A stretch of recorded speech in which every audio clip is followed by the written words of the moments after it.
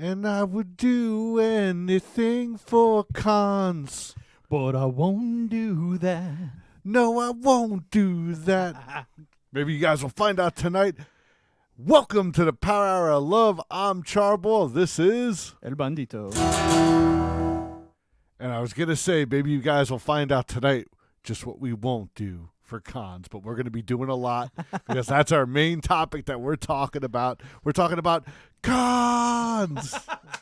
Nice, dude. You know, James T. Kirk hates it, but we absolutely love it, and we love all you beautiful people out there. Thank you so much for coming by. Carmilla Wu in the house down there. I appreciate you so much. Master Moderator Aur3llia hanging with us tonight. Super appreciate that. Throwing down the dun-dun-dun. Oh, love it.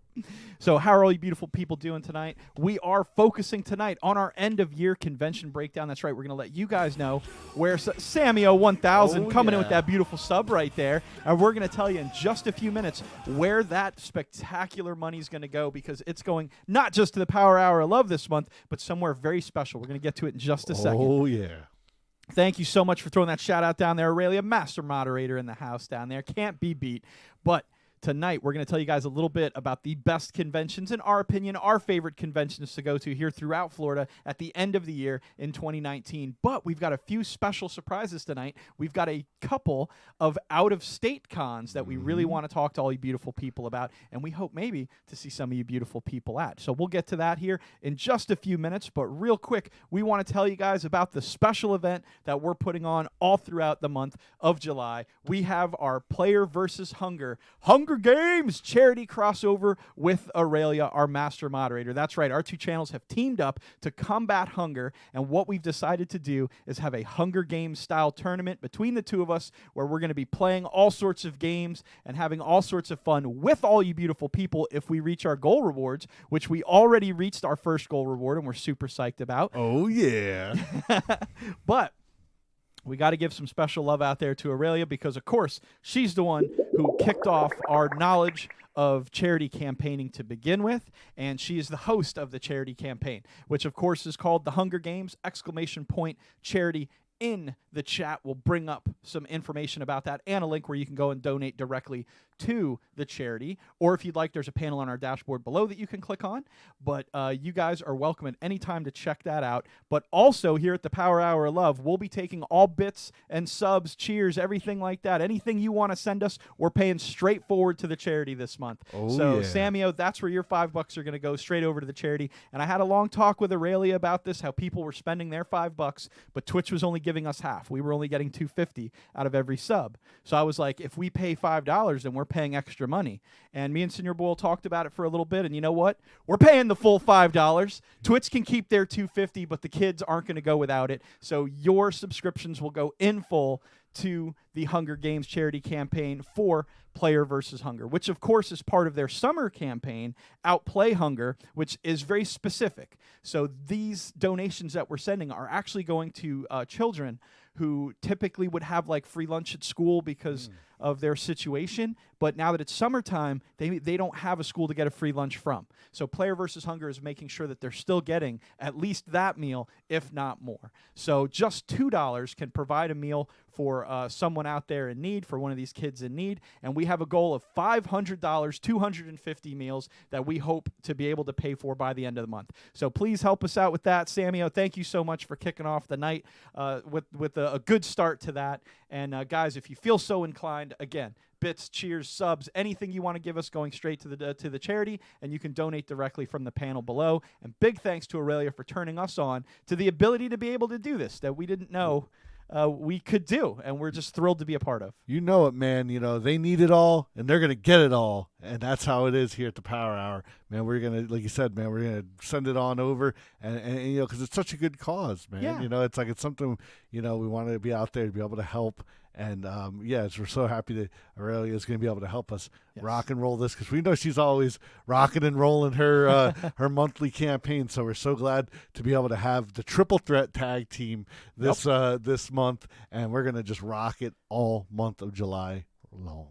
Yes, and speaking of the triple threat, next week on the Power Hour of Love, Aur3llia will be joining Charboil and I for the first time in a while, because she was on the show with us once before, but she will be the third official host of the Power Hour of Love for the evening as we compete in what we call the Player Versus. So we're basically going to be bringing Aurelia on here and playing a bunch of games with you, the audience, to help determine which of the three of us is actually the best video game player. So make sure to mark that on the calendars, right? And speaking of calendars, if you guys want to jump into our Discord or Aurelia's Discord channel, we both have posted the events calendar, which talks about all of the stuff we'll be doing for the month, and we'll be getting updated as the month goes on, and we add new events to it. But you can see all of the outlined things and some of the charity goals that we have. So first and foremost, let's talk a little bit about charity goals because they're pretty exciting, right? Let's do it. J-Dog, thank you so much for joining us. McPatch is in the house down there. I love it, dude. Thank you guys for coming by. Demo's in the house down there. Thank you so much. All right. This Saturday, July 13th, we're taking on Pacify. That is right. Aurelia and I will be entering the world of Pacify to help combat evil in a fun and horrific experience that I am not looking forward to at all because I do not like horror games. But Aurelia is a master of horror games. She seems unflappable, but we want to see if maybe we can break her down a little bit, make her a little bit shook and have a little bit of fun. But I'm pretty sure she's just going to torture me all evening. So we'll be kicking that off here on the Power Hour of Love, and Aurelia will be hosting it on her channel, so you'll be able to watch it on either or. But exciting part is since we're hosting it here on the Power Hour, we are going to activate a new feature of the show on Saturday that will be a sound effect board that you can access via cheers or bits. So basically, you get to purchase the ability to play a random, crazy, loud, scary sound effect while I'm playing the game. So, yeah, I guess I'm looking forward to that. But it's the goal reward that you all unlocked for our first $100, and we're so excited to do it and play it and have some fun. And I want to thank Aurelia for joining me on that. And she's basically going to be holding my virtual hand through this very scary game. So I appreciate that. We got to scare El Bandito. No. This was not one to be missed. Like, it's going to be a blast. I'm gonna be cheering so I can get some of those awesome sound effects. Well, I know, Senior Bull, you remember me playing on air the Resident Evil 7 demo when it first came out, and it was audio only. It was back when we did audio only, and so he was like, "Let's shut all the lights off and you just play it in the dark." Dude, I hated it. It was so bad. It was so bad. So, anyways, this was our first goal reward for $100. You guys absolutely crushed it last weekend when Aurelia kicked off playing some Beat Saber to beat hunger over on her channel. So again, beat it. exclamation point Discord in the chat will help you guys get into the Discord where you can see the schedule of events, and you won't miss out on any of the cool Player versus Hunger campaigning that we're going to be doing, any of the Hunger Games that we're going to be doing. But at $250, we'll be unlocking the Jackbox Games experience, guys. Now, this is something that's super awesome. I got to play a little bit of it on another person's channel, and Aurelia told me about it, and I was like mind blown. I was like, yes, let's make this a goal reward. So basically what it is, if we reach $250, we're going to play a live interactive game where Aurelia will be the host of kind of like board game style games, but everyone in attendance will be able to participate in the game. Ooh. So the quickest people to sign up just in the moment will get to actually play the game with us, while everyone else in the audience will be able to join as audience members and have their votes count towards points for the actual players. So it's a fantastic, super fun experience. It can be very dirty. Eric G coming in with that tier 2 sub right there. Thank you so much. That's $10 going directly to Player versus Hunger, $10 going directly to helping out some kiddos out there and making sure that the food insecure children out there are getting an awesome meal. Thank you so much for that. Mr. Fusion, thank you so much for coming by tonight as well. Oh, man, we also got to say, with that tier 2 level, you also get that awesome Charboil emote. Yeah. You do. You do.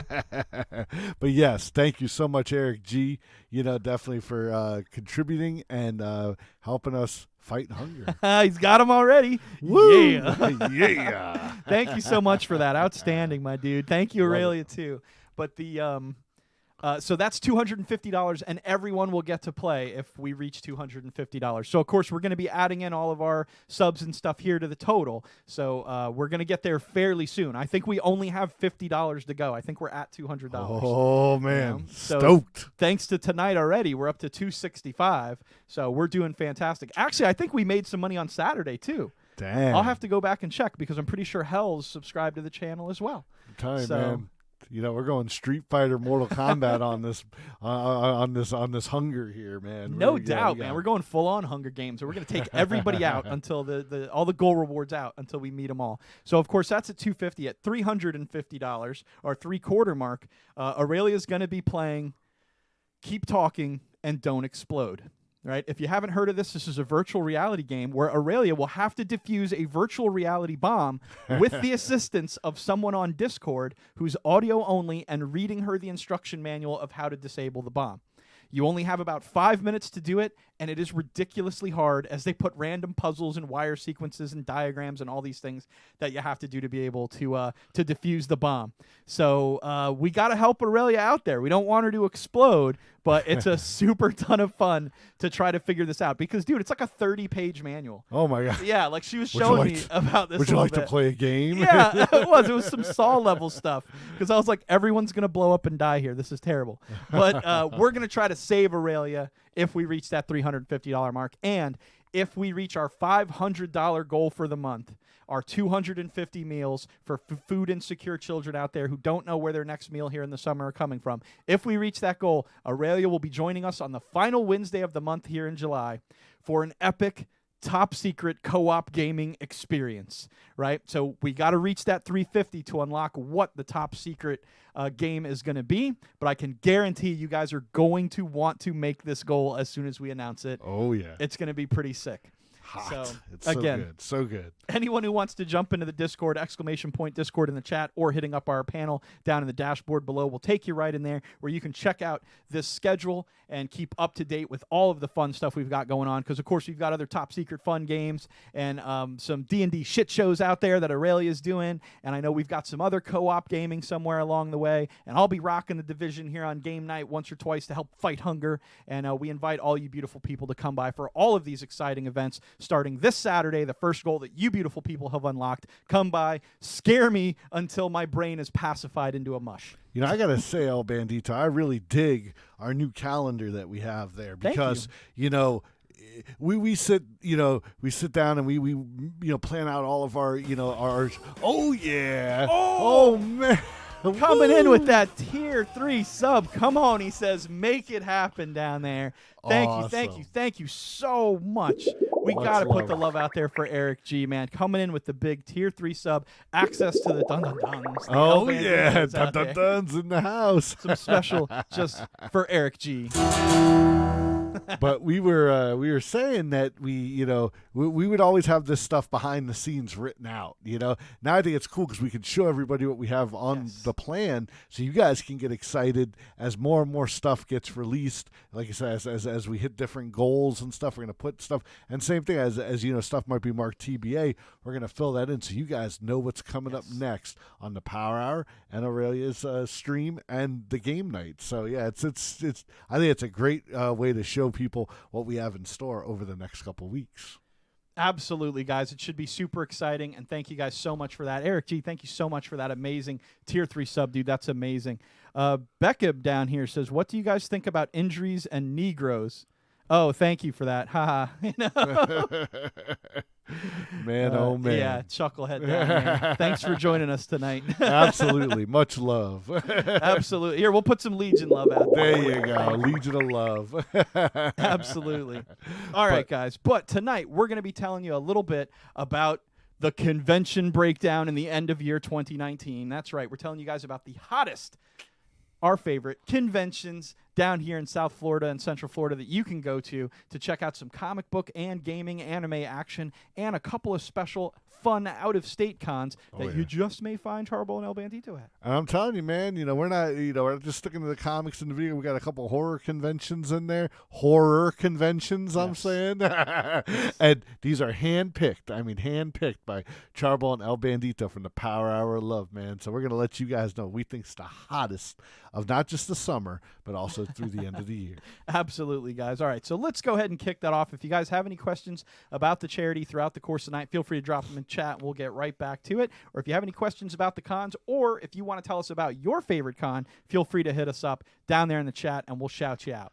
All right, coming up first, August 2nd through the 4th, We got Tampa Bay Comic Con. Tampa Bay Comic Con, man. These guys have been doing Tampa Bay Comic Con for quite a few years now, man, and it's always getting bigger and better every year. But, man, one thing we got to tell you guys about Tampa, Florida is it's not just that it's our usual typical backdrop, but, you know, now, of course, we're in Cyberpunk. Yes. But, man. Yeah. No, that's funny. I forgot that. Yeah, normally our background is of Tampa, so they have a gorgeous skyline out there. But it is the hot spot over the next year of events. I mean, one of the biggest events next year is that WrestleMania is coming to Tampa. But let's not jump to that because we're talking about Tampa Bay Comic Con, August 3rd through the 4th. This is taking place at the Tampa Convention Center. And, man, one thing we got to say, we know we love cons because we go and you get to see all the comic books, meet a bunch of great cosplayers and great people. But, man, the guest list at the Tampa Bay Comic Con this year I think is pretty awesome.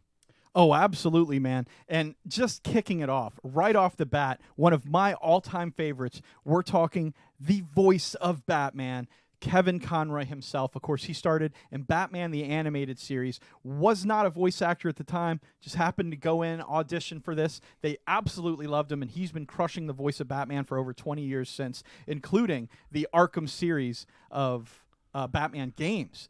Kevin Conroy voiced. So amazing voice actor. Definitely someone I'm going to try to hunt down at a con someday and get an autograph from. How about you, Senor Boyle? Oh, man, I would love to meet Kevin Conroy. It's just like, you know, if you met Mark Hamill, you'd want to close your eyes and have him do the Joker voice. I mean, not to say it would be awesome to see the voice of Batman Bruce Wayne from the animated series coming out of Kevin Conroy, but, you know, you'd be sitting there talking to Batman. So, yeah. I know, let's all, you guys tell us who's your favorite Batman, but I have to say, man, when you're talking about the voice actors included, Kevin Conroy takes the top of the list. Yeah, he's pretty spectacular, man. So the voice of Batman himself. But of course, if you're not a super DC Comics fan, maybe you're more of a Marvel fan, I don't know, you might want to go down and meet Yondu, Michael Rooker himself from Guardians of the Galaxy 1 and 2, and Merle on The Walking Dead in the first few seasons of The Walking Dead. So phenomenal, accomplished actor all the way since Mallrats way back in the day. He's been in tons and tons of great stuff. I'm going to take it one step further, man. I remember I mentioned those horror fans out there. We're talking about Henry, Portrait of a Serial Killer. He actually played Henry Lee Lucas when he was like 22 years old. But yes, you know, like you said, Mallrats was kind of like his breakthrough. Yeah. And then since then he's been picking up these awesome roles. I would love to meet Michael Rooker. Oh, absolutely, dude. But again, if you're a comic book fan, but maybe you're more of an indie guy, maybe if you're a bit of a video game fan, we might have a couple video game fans out there that might know the name Ron Perlman, the voice of the narrator of the Fallout universe and Hellboy himself. You know it, man. Now, we know Ron Perlman's been in a lot of great films, you know, also Blade 2. Yep, Pacific Rim. Yeah. You know, he always seems to pop up where you least expect him, but you know that voice, you know that face, and, man, like you said, man, Ron Perlman's just so good, you know. Ron Perlman never changes. Nice, dude. Yeah. Well, he did change because he's not Hellboy anymore. That's true. That's true. And I heard that one kind of bombed a little bit, which was disappointing because I thought it looked cool. Yeah. But, we'll have to check it out. We should. We always want to be your own critic. Do you remember Ron Perlman in that short little trailer thing for The Punisher? Yeah, he was like Thomas Jane or whatever. Yeah, he was like the convenience store owner. He was like handicapped. He was in a wheelchair. But he was great in that. Even he was Yoo-hoo, you know. Yes, that was just such an awesome clip. You know, I loved it. Great film sequence. But maybe you're like El Bandito out there.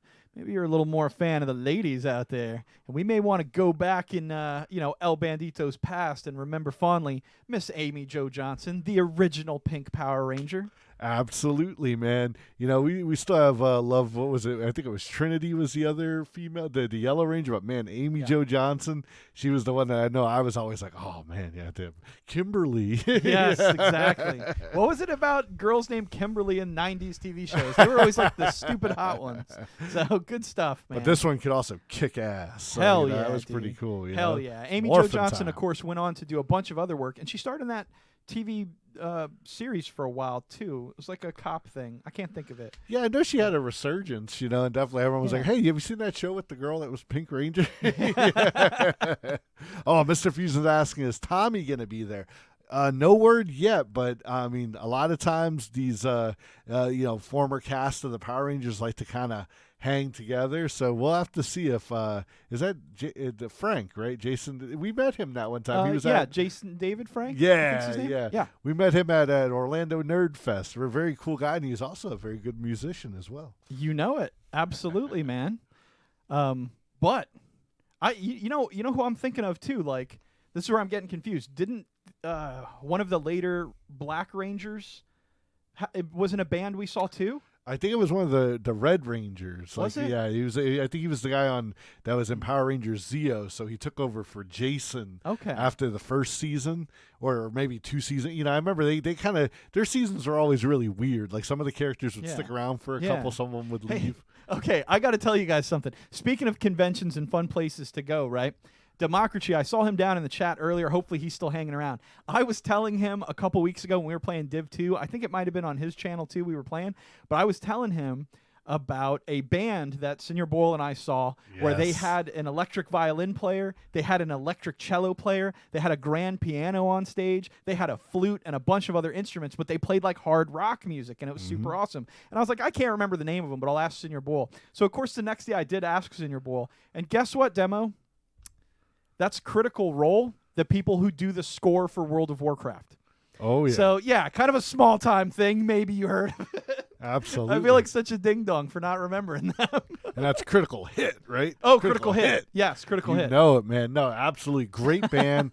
Lot, like you said, man, we got to see a lot of great acts over the years, especially stuff in the nerdy genres. I do see My Name is James is joining us out there. Yes. And he says that pretty much Tommy, the Green Ranger, was just recently in Miami at the big SuperCon, which also the Young Bucks and Mick Foley and a bunch of other great people are at. But yeah, hopefully maybe he'll be heading on over there to Tampa as well. But we'll see. We'll definitely be sure to let you guys know. But we got one other guest to tell you about. I mean, there's plenty of other great folks being there, but one that might make you want to be like, yeah, I got to get to Tampa in the early week of August. Yes, from Firefly and Full Metal Jacket, they've got the one and only Adam Baldwin. Oh, man, get those brown coats out. Get that little cap that he wore on the show. I know that's a really popular item. But, yeah, definitely, great actor. Yes, Jane on Firefly. Jane, yes. Another just great show, just so good. I mean, only, 9 episodes long in a movie, but just awesome. If you haven't checked it out and you're a sci-fi fan, you're doing yourself an injustice for not seeing it. Total cult classic film, though. And I remember he has lots of other bit parts in, like, Independence Day and stuff like that. Great actor, man. He's always a blast. But, of course, you have to remember him from both his appearances in Firefly and Full Metal Jacket, in Vietnam, and an Outer Space Cowboy. Yes. I mean, when you see an actor who has that sort of range to play characters on that sort of spectrum, I just think it suggests something about the duality of man. Awesome. Oh, Mr. Fusion saying that Amy Jo Johnson also has a band. Well, I wasn't aware of that. Oh, I think she played the lead singer of Sweetwater in a period piece about Woodstock. Oh, okay. Yeah. So a period piece. So she was, that's cool too. Hey, she's probably got a little bit of musical chops there. Then, oh, yeah, definitely. So, definitely. It's kind of cool that all these Power Rangers are like, I'm in a band. Look, Golden Girl Bell says she's got one of those Jane Brown jackets down there. There you go. All right, so if you guys are looking to get out to Tampa Bay Comic Con, of course, that is August 2nd through the 4th. It is $60 for a weekend pass, $40 for an individual day, and there are going to be a ton of accompanying panels and guests beyond what we told you guys about. Oh, yeah. So, of course, it's also going to have vendors like crazy with all sorts of amazing comics. And again, sometimes you find some of the neatest stuff that you don't remember or had never heard of, and it just pops out in one of these vendors' places, from comics to action figures to anime stuff to artists who are creating and commissioning work right then and there. Cons are always a blast, guys. Get out there and check out Tampa Bay Comic Con if you're in the area. It's like a nostalgia blast. It just hits you with it, and you're just like, oh, man, I remember that. I know we've just hung around at, like, toy vendors being like, I had that. Oh, man, did you ever see this toy from back in the day? So much fun. Absolutely, man. Well, next up, we've got a little something special for you guys. Like we said, we don't normally do these in our convention breakdowns, but we're going to tell you a little bit about an out-of-state convention that you're going to find Charboil and El Bandito at. Oh, we're going. That's right. We're talking 2D Con up in, this is Minneapolis, right? Yes. Okay, yes. Minneapolis. I'm not good with cities. Minneapolis. It's not in Florida. I'm like, The non-Florida ones. Yeah, exactly. So 2DCon is an all-exclusive charitable gaming event held every summer in celebration of the gaming community, featuring tournaments, live music, tabletop, RPG, TCG, speedrunning, cosplay, industry guests, retro gaming, and so much more. 2DCon aims to be the best event around, no matter what your gaming style is. And I have to say, their website is fantastic. Hands down, the best convention website I've ever been to. It definitely has all the info that you need, and we're going to be reading some of that right now to you guys. Absolutely. First off, they're going to be having a series of tournaments there, right? So if you're interested in any of these games, you may want to make your way out to this charity event, right? See, because that's what's really cool about it is, you know, I want to make sure I get this right, but the convention is essentially free. Like, I think they ask you for a donation at the front door kind of thing, but you can give them whatever you want and then just go inside and have fun. So, I mean, that's awesome just in and of itself. But then it's going to have all these prizes and tournaments and things that you can win while you're there. So it's really pretty exciting. But some of the tournaments they have are for Super Smash Brothers, the Pokemon trading card game, Splatoon 2, Magic the Gathering, Street Fighter V, Marvel vs. Capcom, Tekken 7, Mario Kart Deluxe, Mortal Kombat 11, and Soul Calibur 6. Oh, man, I have to get my chops on that Mortal Kombat 11 before we head out on there. But I know I think we had said, like, in some of the situations, it's almost like pay-as-you-play kind of deal, too, right? Yes. Like in some of those. So, I mean, but it's all, like you said, it's all for charity. So it's awesome, and it's right up the Power Hours alley. Okay, so let's see. It says here the registration is starts at $10. Okay, yeah. So I guess you do have to pay at least $10. But I mean, $10 for a con? Man. Still walk in the door? That's insane. Especially one this big with all sorts of guests and exciting things to do out here. So I know they've got 88-bit music is going to be out there, two-tone disco. So like they said, they've got live acts out here that are going to be really cool. They've got a bunch of cosplayers and crafting things out here. And they have a bunch of gaming personalities, like big streamers, like N Squared and Simply. So that's awesome, man. No, this looks like it's going to be a lot of fun. Always love when you have a variety of things to do. Like you said, have some entertainment, have some panels, have some gaming, and meeting awesome folks. And like I know one of the biggest things I'm looking forward to is that we're going to actually get to connect with some of our awesome Legion of Love members that we know here on Twitch. Absolutely. Now, again, we don't want to say who's going to be there and who's not going to be there just because we like to, you know, preserve people's anonymity or whatnot. But we know we're going to be there. If you're going to be in the area, feel free to come on by and say hi to Charboil and El Bandito. If you don't think you can make it out there, make sure to throw us a follow down here, to make sure to hit us up on our social medias, especially our Twitter and Facebook page, so that you can keep up to date because we're probably going to live stream right from the event. So to give you guys an inside look at a premiere gaming event. You know it, man. Yeah, no, I can't wait. You know, we're going to fly on out there. We're going to check into the Hyatt Regency where the con is taking place. So, you know, it's always good to be, you know, right in the heart of the con. You know, like anytime I ever go to one of these things, I try to make sure I can be right on the, you know, sometimes they're not actually in hotels, you know, they're in other space, but this one's so cool because it's going to probably be like the con's right downstairs. You got the room upstairs, so if you need to go, you know, relax a little bit. But I mean, because I mean, this is a 3-day go con, charge up so the batteries. You go upstairs, take a couple shots, come back down. You know it. Hey, have a little bit of fun. J-Dog wants to know, where was this one going to be at? This is Minneapolis, Minnesota. Yes. It's a trek. Yes, absolutely. But that's it. Life's an adventure, man. And we got to get out there. I've never been to Minnesota, so I think this is going to be kind of cool. I mean, I wonder what the weather's going to be like in August. I'm sure it's going to be warm. It's going to be better than here. Exactly. I'll tell you that. We're going to have to check that out. We might have to pack some, you know, nightwear or something like that. You know, sometimes I hope, regardless, you bring nightwear. Oh no, we have to share a room. No, I'm leaving that purposely. I hope you have your nightwear on of some sort, right? I'm going to get me a 2D nightwear. I need a little more than 2D for my nightwear to cover me up. A 64-bit nightwear. All right, and this is August 23rd through the 25th. So again, make sure to hit us up on our social media. Keep up with the Power Hour Love so you can see all the exciting action from this amazing event. Thank you down there, Aur3llia, our Master Moderator, keeping us on track, making sure we don't miss any questions from our audience down there. I appreciate that so much.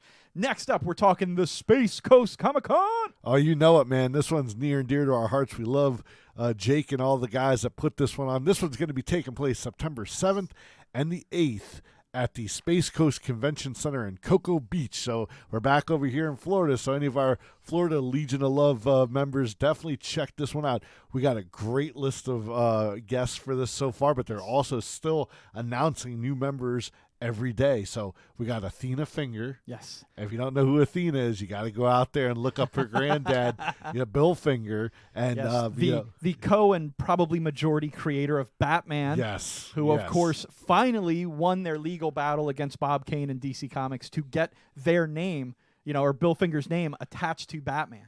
Absolutely. So, as it rightfully should have been. And Athena is so awesome to talk to. She'll answer questions. I know she did a panel last year at Space Coast Comic Con. She does her own artwork as well, which is fantastic. Yes. So definitely go out there, meet Athena, and get yourself a piece of her. Learn about her history, and then also you get to pick up something by this wonderful artist as well. Yeah. Then, of course, we have the organizer and also creator of Space Coast Comic Con and his own comic Bocas. We got Jake Estrada. Absolutely. Who's going to be there. Jake. Our buddy Jake, man, who personally invited us to come and play extras in his Bocas film that is still in production right now. But we went out for their zombie shooting. I got a bottle shoved into my eye.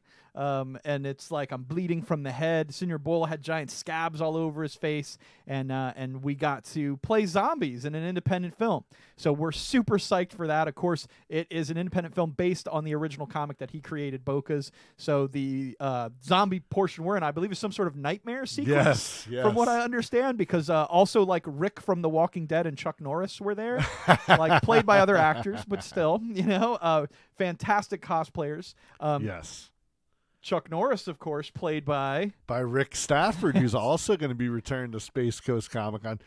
This is the true Aquaman. I mean, I really enjoyed Aquaman, the film, but man, DC, you really dropped the ball when you gave the role to Jason Momoa and not to Rick Stafford because, after the show, check him out, go on there and just type in Rick Stafford cosplay, and man, this guy, I mean, he is Aquaman. Oh, yeah. He looks Aquaman. fantastic. He built himself some modern-day Aquaman armor before the film came out. That was absolutely amazing. We have a bunch of photos with him on our Facebook page, as well as interviews with him, Jake Estrada, and Athena Finger that we got to meet up at the Space Coast Comic Con. So we definitely recommend you guys getting out there because these are all some amazing, amazing individuals doing some amazing independent work, and you're going to have a great time. You're going to have a great time because in a smaller convention like this, it's not something 8 blocks long. It's intimate. We get to meet people. At the end of a panel, you can talk to them and shake their hand.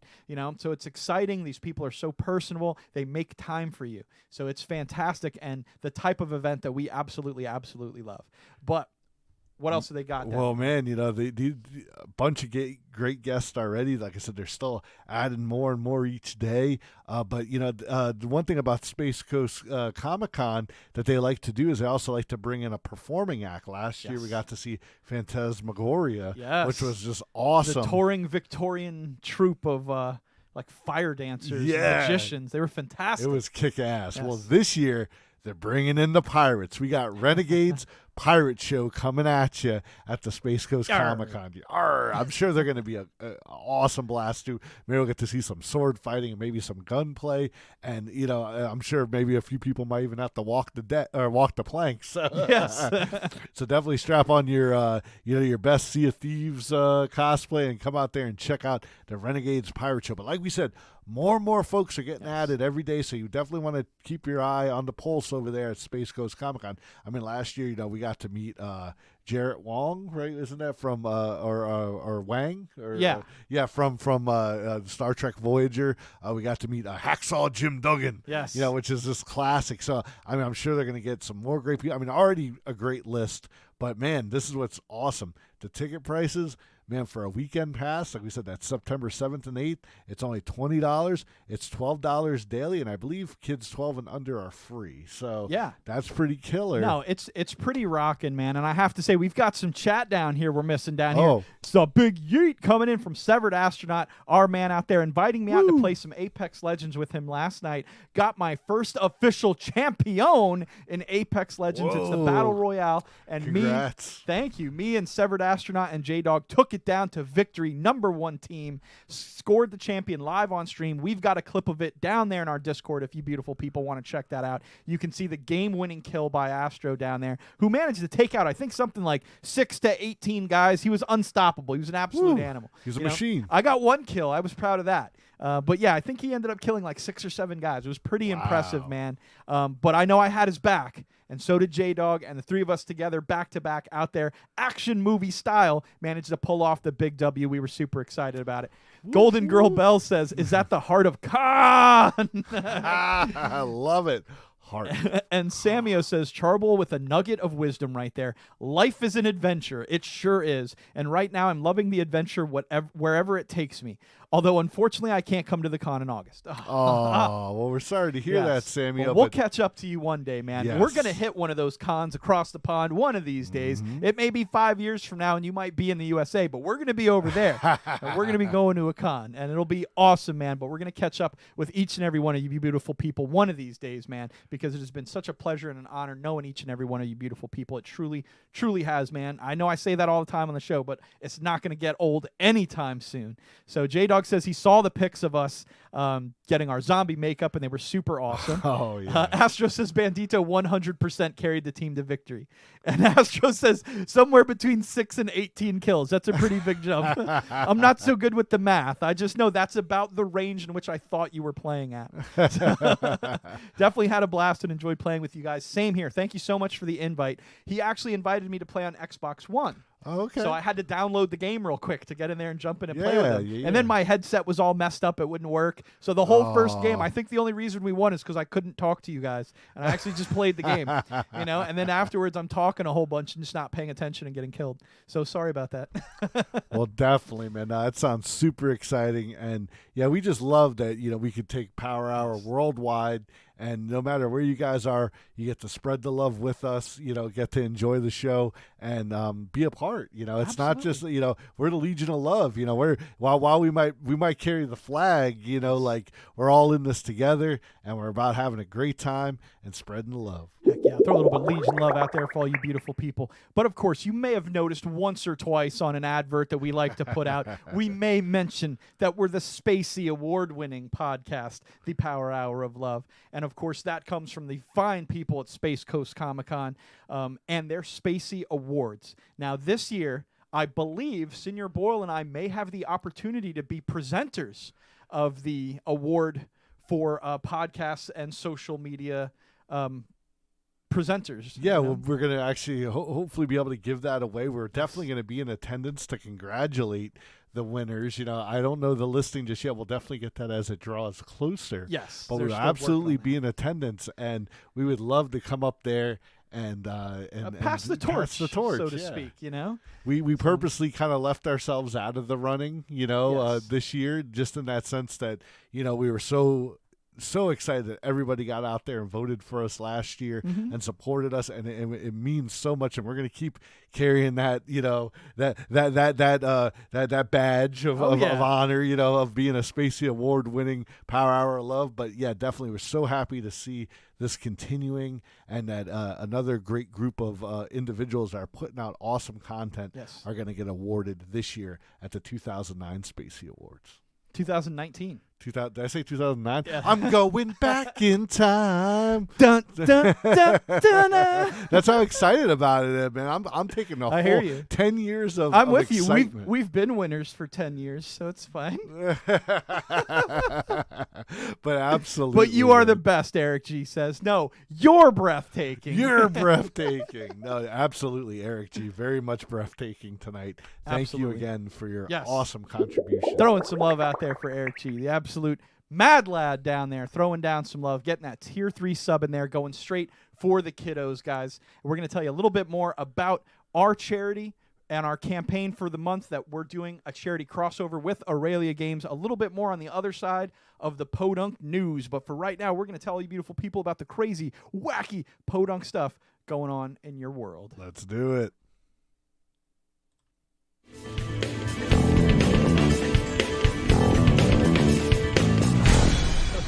Podunk News. Oh, yeah, man. Here we go. We're talking about the crazy Podunk world and all the news that fills it that we want to share with you guys. Some really wild stories, some stuff that's cool, some stuff that's kind of like, oh, man, where's that going to go? But we definitely wanted to get it in your ear and see what you guys thought about this. Absolutely. I see Mediocre Bad Guy joining us tonight. Good evening, sir. Thank you so much for coming by. I did get your Uplay invitation earlier. I did accept that. So we'll be able to rock some Division 2 next time you're around. I have to say, I was playing with Quad God earlier today, who some of you may know stops by the channel every once in a while, and I definitely got into Division 2 thanks to her. She's a good friend of ours and a fun streamer here. And she's actually going to be hosting a really special event tomorrow evening. I'm not sure exactly the time Eastern, how it translates or whatever, but Aur3llia, if you could help me out here for a second, Launch Code TV is the name of the channel. If you want to give them a shout out, it's just like it's spelled, Launch Code and then TV. But tomorrow night, they're going to be hosting a celebrity Street Fighter V tournament from Los Angeles. Oh, man. So it's going to be really Big time. cool. Yeah, Quad God's going to be the host of that. And they're going to have a bunch of, I believe it's former sports athletes, like NFL players and NBA players. Awesome. Are going to be coming in to compete in a tournament in Street Fighter V. So it should be pretty exciting. I actually got appointed a moderator of the event. Awesome. So, for being a supporter of her channel. So I'll definitely be there in attendance, helping out however I can. And if any of you beautiful people want to join us out there, here's your invite. That's so cool, man. No, very, very great news. That is some awesome Podunk news right there. Yeah. No, it is. Definitely, I'm going to have to check that out, too. Yeah, it's pretty exciting, man. So definitely hope you guys can make it. If not, though, it's okay. I know it's kind of last minute, but... Absolutely, man. But we got some really cool stories coming your way right now. This first one actually hits very close to home for me. We'll cue it up in just a second, man. Yeah, I love this. Aur3llia is still among us. Yes, heavy metal god Aur3llia is finally getting his fitting tribute.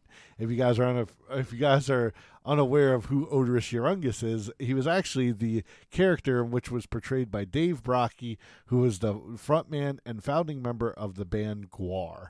Now, a lot of people know Gwar as a band that popped up on Beavis and Butthead, and actually people thought they were actually like just something that was made up for the show. Well, no, Gwar actually has over 15 albums, and they've been around since 1984. But unfortunately, back in 2014, we lost the lead singer, Dave Brocky, who portrayed Aur3llia. He passed away, which had a very big impact on me. I've actually seen Gwar about 17 times live. I got to take El Bandito to his first Gwar show, which he got covered in fake blood. And right in the eyes. Yeah. My favorite. No, amazing, spectacular show, though. Very cool. Yeah, I'm so glad we were able to share that experience. Yes. I wish I would have had a camera on you as it came splashing across you.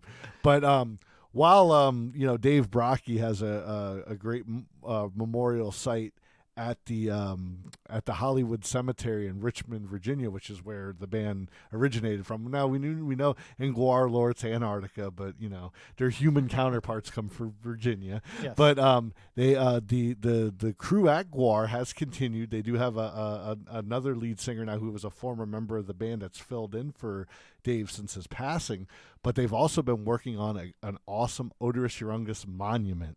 Nice. So I'm sure this is going to be super Gwar-like and big, and it's going to go right next to his tombstone at the Hollywood Cemetery in Richmond.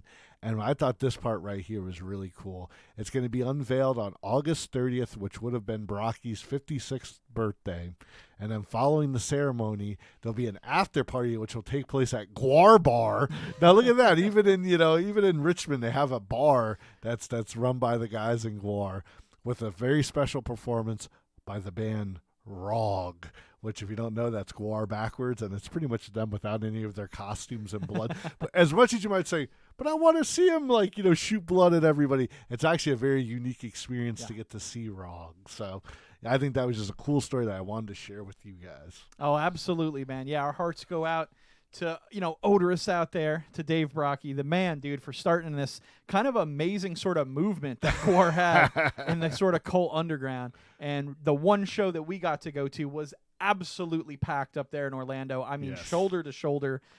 When the crowd got intense, you got mushed in there. So it definitely has a following. There are tons and tons and tons of people who love it, and our hearts go out to everything that they put out, because through all of their antics, they really spread a message of positivity behind it all. Exactly. Really they have a frame of death, gore, and destruction, but it is a very good thing to go see, just because, like you said, the amount of production that they put into it. It is a show not to be. It's one of those things to do before you die. You should go to a Gwar. Yeah, bucket list. Yeah, you should go see Gwar. Absolutely, man. But I have to say, filling up my bucket list pretty fast are these dang Marvel movies, and Spider-Man: Far From Home is certainly far from broke, as they came raking in an estimated $185 million at the North American box office. That's the North America alone. That's not even worldwide. So over the 6-day holiday opening, this blew away industry expectations, as the film was initially projected to make around $125 million from the Tuesday through Sunday 6-day holiday opening. So smashing that by $60 million lets us know that Spider-Man's going to be around for a while, guys. And from what Senior Bowl says, this is definitely a film you don't want to miss out on to begin with. I'm very happy that I was able to contribute about, $15 to that, 185 million. Yes. But, yes, great movie. No spoilers. Don't worry. Don't go anywhere. No spoilers. No spoilers. But because I know also El Bandito hasn't seen it. But one thing I have to say, El Bandito, when the movie is finished, I have a feeling, or I better be the first person you call on the phone, because I have a feeling there's going to be something in this movie that you're going to be like, holy web. No, it was very good. I enjoyed it. Can't wait, man. From what I've heard, at least this might just be talk on the internet, they might actually have 6 different Spider-Man film ideas in the can to follow up after this. So nice. Like you said, I think Spider-Man might be around for quite a while. Absolutely, man. All right, so we've got some madness coming at you guys. Let them know a little bit about it, Senior Bowl. Yeah, this one comes with a little bit heavy as well, but reports came in over the weekend that after 67 years, Mad Magazine will be shutting down. Following an outpour of sadness on social media, Mad editor Ali Gertz has released a statement via his Twitter explaining what exactly is going to be happening to the famed Alfred E. Newman. No new material will be produced for Mad following the release of the issue 10 that's going to come out in October. Now, I know what you guys are thinking. You're like, man, it's been out for 67 years. How is it only on issue 10? Well, Mad had a thing of always restarting the numeric every year because they only put out so many, when I know at first it was almost like a bi-monthly kind of deal where it came out every 2 months, but now it looks like it comes out every month. So after October, there'll be no new content, but Mad will continue, but it's going to be reprinting stories from its 67 years of collection. So it's not completely going away. We just won't see any new Mad, which I think this is a thing that is synonymous with time, the political climate or anything that's going on. Mad's, it doesn't matter what side of the fence or whatever you're on, Mad love to poke fun at you. So it was just always kind of a fun, neutral, fun comedy. It's almost like Saturday Night Live. It's just a lot of fun. So I'm not sure how Mad made the transition to the digital age though. Because Yeah. I don't think they made that transition well, and I think that was sort of their Achilles heel here. You're right. That seems to be the thing that's chopping down a lot of these things. I know we're still waiting on final words on stuff like, the Vertigo thing and, some of those other comics that are out there that are getting news that they're being canceled. But, man, just Mad 67 years is a long time to close the doors on. This is madness. Absolutely, man. Well, Mediocre Bad Guy had a comment about Spider-Man: Far From Home. He says, well, he does have a pretty good gauntlet of villains. Yes, his rogue gallery rivals none other than Batman himself as far as just having interesting villains that were always happy to see them come back around. You know, we wanted to know more about the very interesting villains that he had. So I agree. What I like about the characters that they've used so far, you know, these are characters we haven't seen on the screen yet. Yes. You know, we haven't seen them pull out a Doc Ock or, you know, some of the other ones. Sandman. Yeah. Like I said, no spoilers, but definitely there's some really cool stuff that you could see that they're setting up for in the years to come with the upcoming Spider-Man. Nice, man. Well, J-Dog says he grew up reading Mad Magazine. He loved the Spy versus Spy. Oh, and he said if you read the magazine, there were also these tiny little drawings and cartoons in the corners and bottoms of the pages and stuff. So that's really cool. Mediocre Bad Guy says the only place I still saw that magazine was in Publix. Yes, at the grocery store.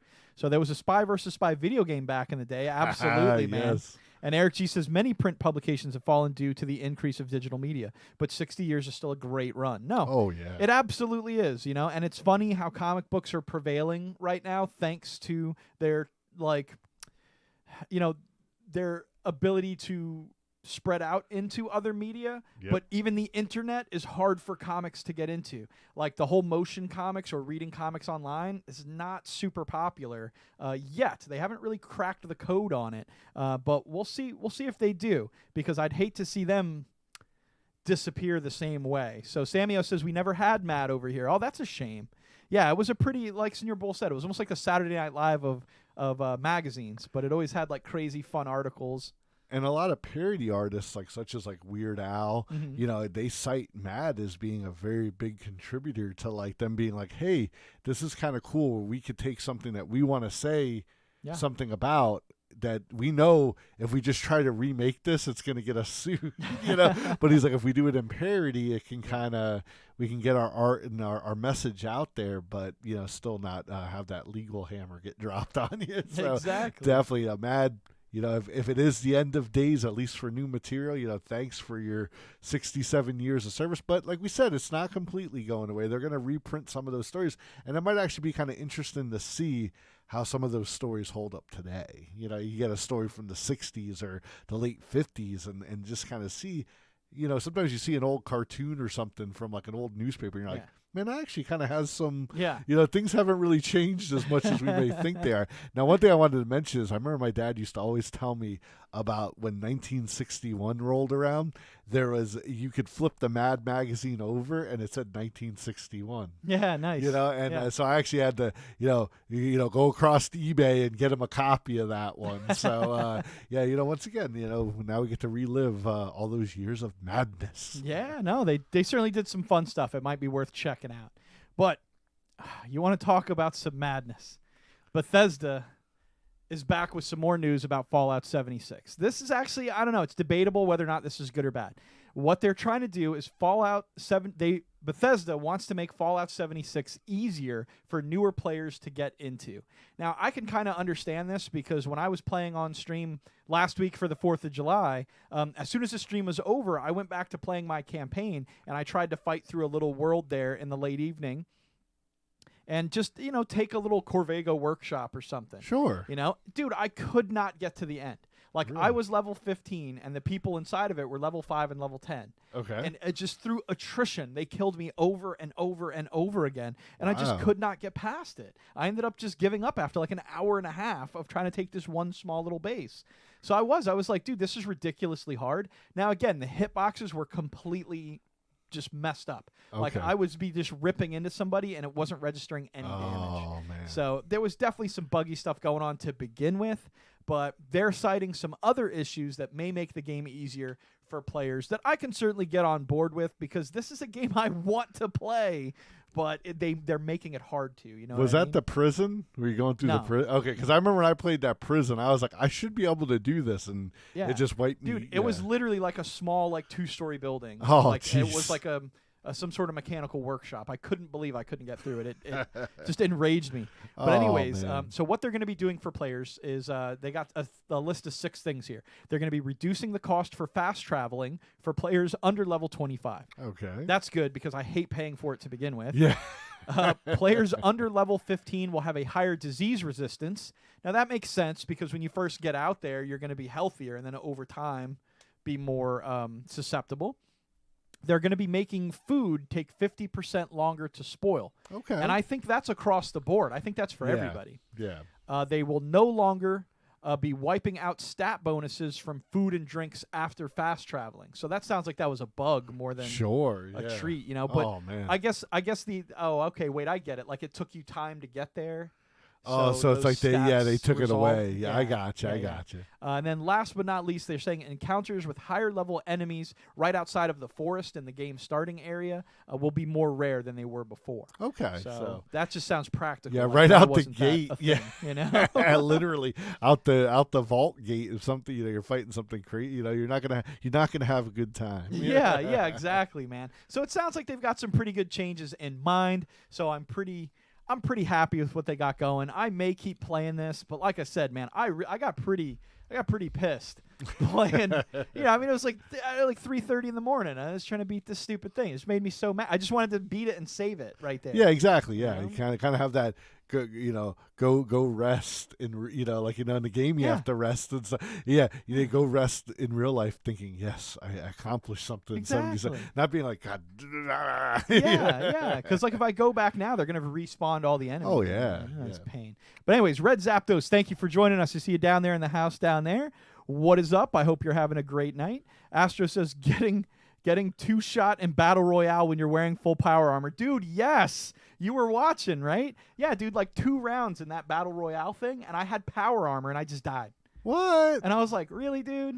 Oh, really? that's I ridiculous. know Klops was watching me play at the very end of stream, and a guy threw a grenade that was like out of the room I was in, and it killed me. Oh, and I was like, really? I had full health, and my armor had not been damaged. I'd not been shot. And like a grenade outside the room I was in killed me. And I was like, dude, come on, man. Fallout 76. Fallout 76 never changes. They can do all the updates they want. I'm not trying to be the negative Nelly on it, but man, they just. I mean, hey, I give Bethesda credit for continually trying to make this a better player experience. It seems like they really do care about the player's opinion. But man, they're just striking out left and right. It just seems like it's almost like sometimes when the foundation, is kind of a little roddy. It's real hard to build something on top. A lot of people forget that old saying. One bad apple spoils the bunch. Yeah. Right. It doesn't mean that one bad thing about 76 can be fixed. It means it ruined everything else. Red Zapdos going full Oprah down there, giving everybody a cute cat emote. Thank you so much, Red, for spreading the love out there. Here's a little bit of love for you, my friend. Thank you for joining us here tonight. We're just about to roll into a little bit of local love. This is, of course, where we tell you guys about another exciting nearby event that you just may find Charboil and El Bandito hanging out at. And tonight, we've got a little something going down at Swampgrass Willie's. Oh man, if you guys have never heard about Swampgrass Willie's, it's one of the hottest night spots in Fort Lauderdale. Always has a great band playing, great food, great drinks, of course. It's Fort Lauderdale, Yeah, get crunk. But definitely some of our local buddies in the Darling Fire, In Motion, and Hitman Dreams. Wow, what a you got to hear that band. I mean, that's a cool set. Like you sent me this, and I was like, I love just the name of these 3 bands: the Darling Fire, In Motion, Hitman Dreams. I'm telling you, man. That sounds like something you'd see in Travis's Gibbs of Broke Down and 4 Dead Bodies right there. Absolutely, Some Hitman man. Dreams. Absolutely. But yeah, these 3 great bands are going to be playing at Swampgrass Willie's in Fort Lauderdale on July 20th.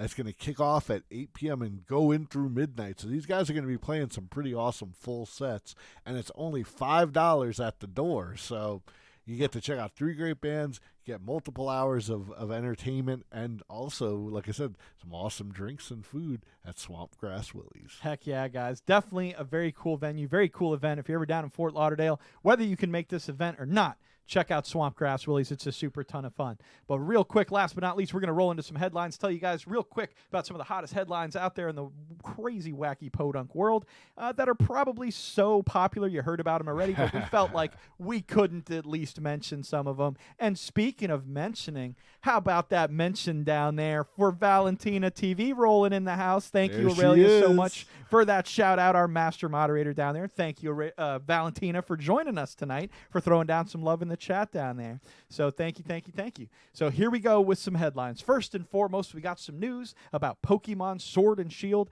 and the latest monsters that are made of coal and whipped cream. Oh, there you go. Yeah. Hey, that sounds kind of, well, one of them sounds kind of tasty. So Aur3llia here, or Aur3llia, is a fairy type, and she has the ability Sweet Vex, I believe it is.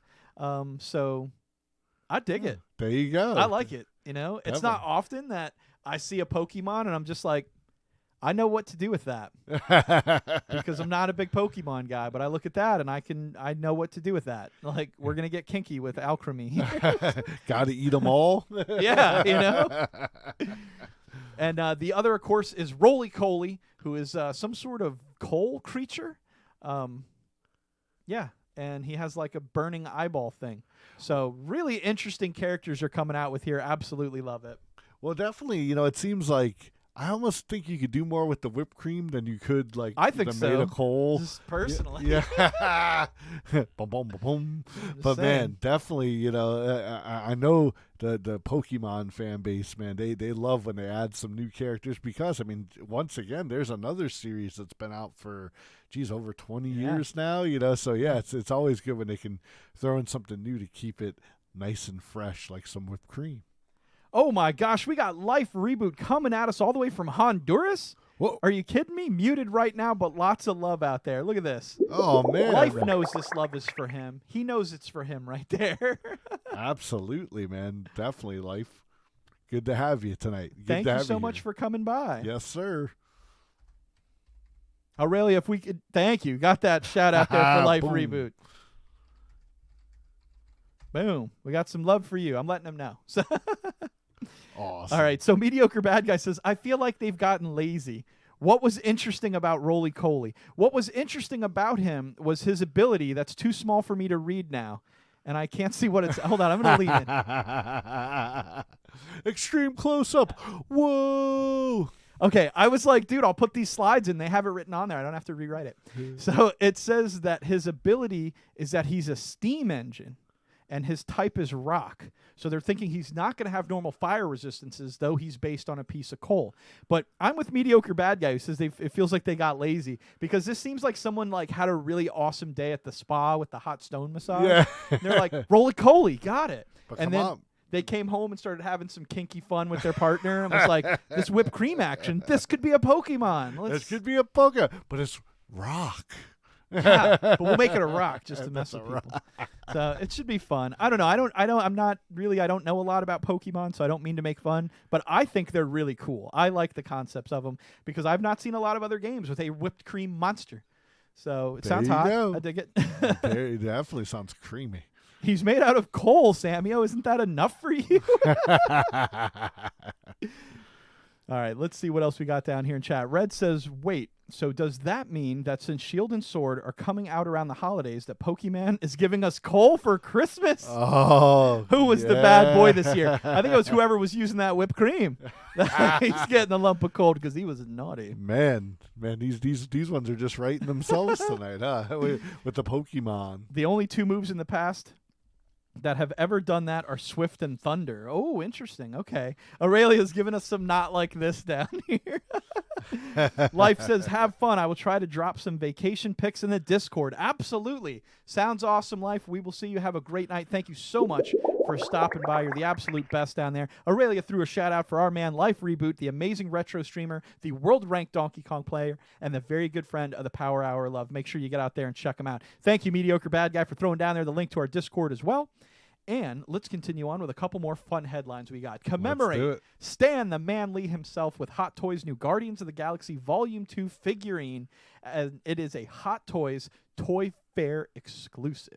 This looks pretty cool. I like this. I think it's neat. I'd like to almost get a toy of him in Thor Ragnarok, though, where he's like the hair cutting guy. Yeah. So for anyone who doesn't know, in Guardians of the Galaxy Volume 2, he's featured in a coda scene doing his cameo where he is talking to Uatu, the Watcher, right? Yes. Now, in the Marvel universe of comics and stuff, Uatu has been introduced, and a long time feature in the Fantastic Four as the Watcher, who is in charge of watching Earth and recording all of Earth's history. And able to do so, he needs sort of spies and agents that he has all over the world, and Stan Lee is representing one in the end credits scene, which of course makes it seem like his appearance in every other Marvel film is actually his job. He's supposed to be there for Uatu, recording all of these amazing feats that are going on in the MCU. So it was a really cool insinuation in the scene. Whether or not that's 100% canon, I don't know, but that was the insinuation. I absolutely love it, and they're commemorating it, and Stan Lee himself with this amazing figure. So be sure to keep an eye out on eBay, where I'm sure this will cost a super ton of money, because otherwise you could only get it at Hot Toys Toy Fair later this year. Awesome. Well, man, we have another cancellation that's coming up, but man, this one wasn't because it was unplanned. This was completely planned. The Walking Dead has stopped walking, where the comic has ended abruptly with issue 193. Absolutely. Robert Kirkman himself said that the series has always been about surprises and doing the unexpected. It started the Game of Thrones trend years ago in comic book form, as it killed off main characters without any warning in random issues. So again, Robert Kirkman decided to stay true to form, and rather than reach the 200 issue milestone, he would end the series abruptly in issue number 193. Now, if you're a reader of the fan, we won't spoil to you why or how the last story goes down, or what kind of seems to prompt the end of the series, but feel free to check it out. But also know, any fans of the series, that AMC has stated that they have already grossly departed from the original story and will not be stopping at the same point in the comic series. So. I noticed that they jumped on that real quick. Yeah. They put that out like before, like literally they put that statement before the comic came out. Absolutely. Well, Walking Dead's been around now for quite a few years, in comic book form. And, while we hate to see it go, we always like it to, kind of close the doors before the writers either retire with it or just kind of run out of things to go. That's why I've always appreciated Garth Ennis's books. He always is like, this is only going to be 68 issues long. After that, he just has a finite amount of issues. He's like, I'm done. I do enjoy series like that, too, that give you this closure to a series, and as much as comics have trained me to love that story never ends mentality, it is nice to see something that has a nice wrap to it. Red says Robert Kirkman's such a hipster, he doesn't even want his 200 mark. Well, I'm sure Robert has many other 200 marks. I believe he's already reached that with his Invincible series and probably other books that he's done, but it's certainly surprising to me to tap out at 193 when you're that close and 7 months away. That close. So. Well, and of course it's always that thing, 15, 20 years down the road, he could always say, hey guys, we're 194. Check it out. It's coming. But no, definitely, tip of the cowboy hat to The Walking Dead as it trails Bit of a on. salute to The Walking Dead as it walks to its death. Exactly. But man, you want to talk about surprises? This one's hot off the presses, and it seems that Marilyn Manson is going to appear in the upcoming CBS All Access miniseries, which is an adaptation of Stephen King's classic novel, The Stand. Now, I got to say, I have no idea who he's going to be playing, but I mean, there is a particular character called the Trash Can Man that I think he could definitely do some justice to. This is one of my favorite Stephen King books. It's incredibly long, even for a Stephen King book. That's saying something. It's the longest, but it's a great post-apocalypse novel. This was put out before we had, Blade Runner, and I shouldn't say that because, of course, those are based on Philip K. Dick novels, and those could predate it. But, there's also just something to be said where you look at something like The Walking Dead, and it borrows a lot of the, where some post-apocalypse take place, hundreds of years after like a disaster, where this story is like literally like months just after something's happened. So it's kind of cool to see society rebuilding itself, and in The Stand, you have an epic showdown between good versus evil. So, I mean, that just sounds like a awesome story waiting to be brought to screen over at CBS. Absolutely, man. Now, Mediocre Bad Guy wants to know, didn't they already do this on TV?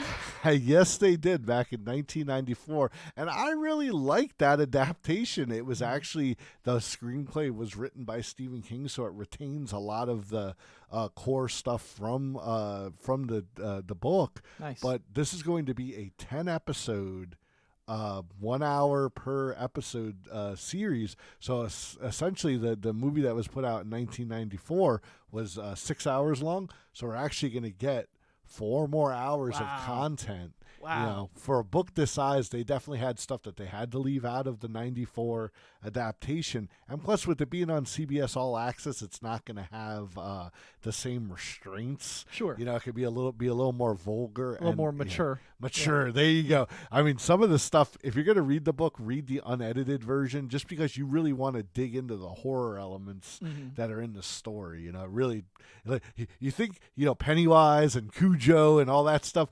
Sometimes, you know, humans can be the scariest. They were the worst monster of all. We've taken the parts of every evil creature and mixed them together. What did it create? A human. Dude, I love this image. Did you find this? Yeah, I just found this on the internet. I didn't make this. I saw this and was like, that is too perfect. Boom. That's hilarious. I was just looking for the logo of the stand, and this came up. So Eric G says, I bet he's playing himself. So, Mediocre Bad Guy, have a good night. Thank you so much for stopping by. Enjoy your night at work there. And look at all the love down there getting spread for Mediocre Bad Guy, telling him good nights. Thank you guys so much. So Legion out there is the absolute best, man. All right, just a couple more stories. Yes. Neil Blomkamp updates status of RoboCop returns script, and he promises that his RoboCop will wear the original RoboCop suit.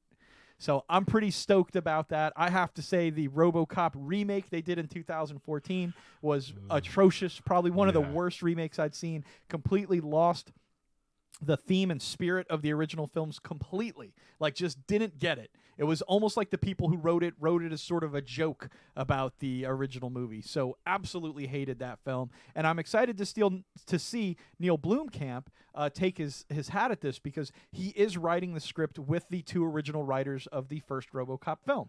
So I got to tell you, man, I don't think it'd be too much of a spoiler, but in the latest Child's Play movie that came out, there's totally a RoboCop Easter egg in there. So it seems like they're trying to make people say, hey, don't forget about RoboCop. You know, Orion Films was known for, of course, Child's Play and the RoboCop series. So, yeah, absolutely. I can't wait to see if this comes together and what they do with the character. Yeah, it should be pretty exciting. I'm a huge RoboCop fan. We'll fill you guys in on more details about this as it comes out. But just a little nugget right there, letting you know that a script is in the works and that they do intend to keep the original RoboCop suit. All right.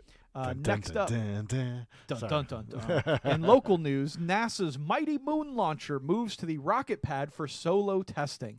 This, of course, is a rocket that they're intending to send around the moon in the upcoming months, but still has some testing to do. Right now, they're testing on the launch pad before they're going to move it into the nearby warehouse that they have, where they'll complete its construction. So it's pretty exciting to see that we're going to send something out the moon's way after all these years. So it should be pretty cool. If you're a bit of an space fan like we are, you may want to go check this story out if you hadn't seen it already.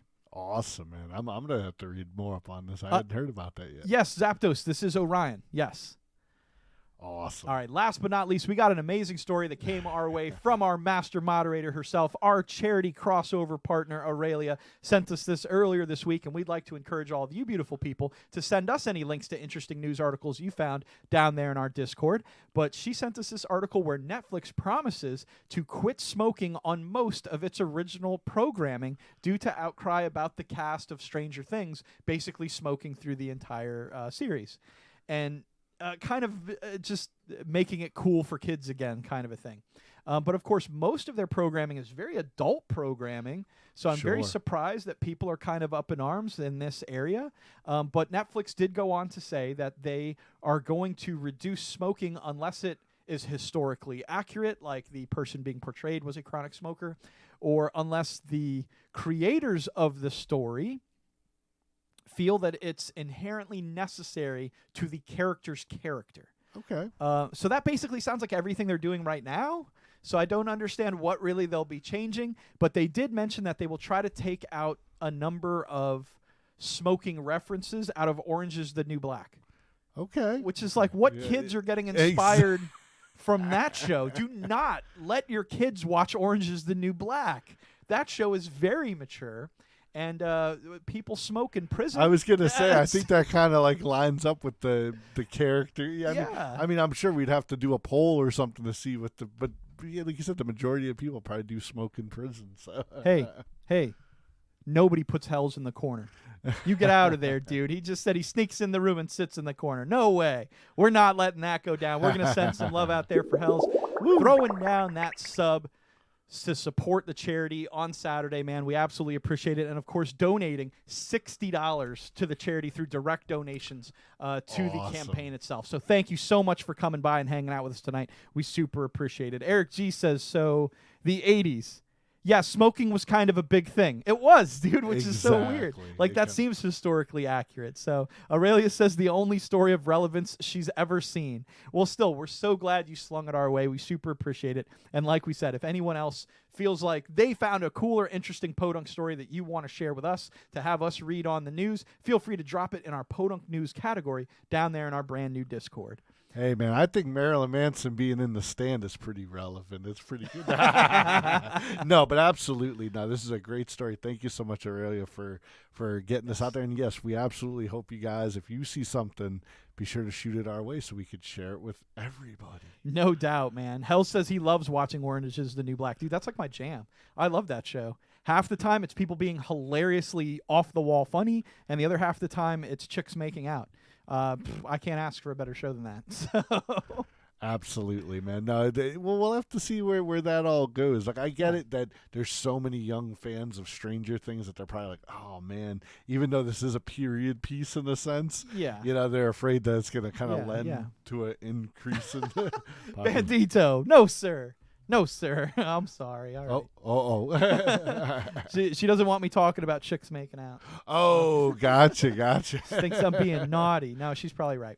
But speaking of Aur3llia down there, our master moderator, not only keeping chat in line, keeping me in line, let's tell you a little bit more about our charity crossover event going on here throughout the month of July. Let's jump back in the studio and fill you beautiful people in. Oh, yeah. All right.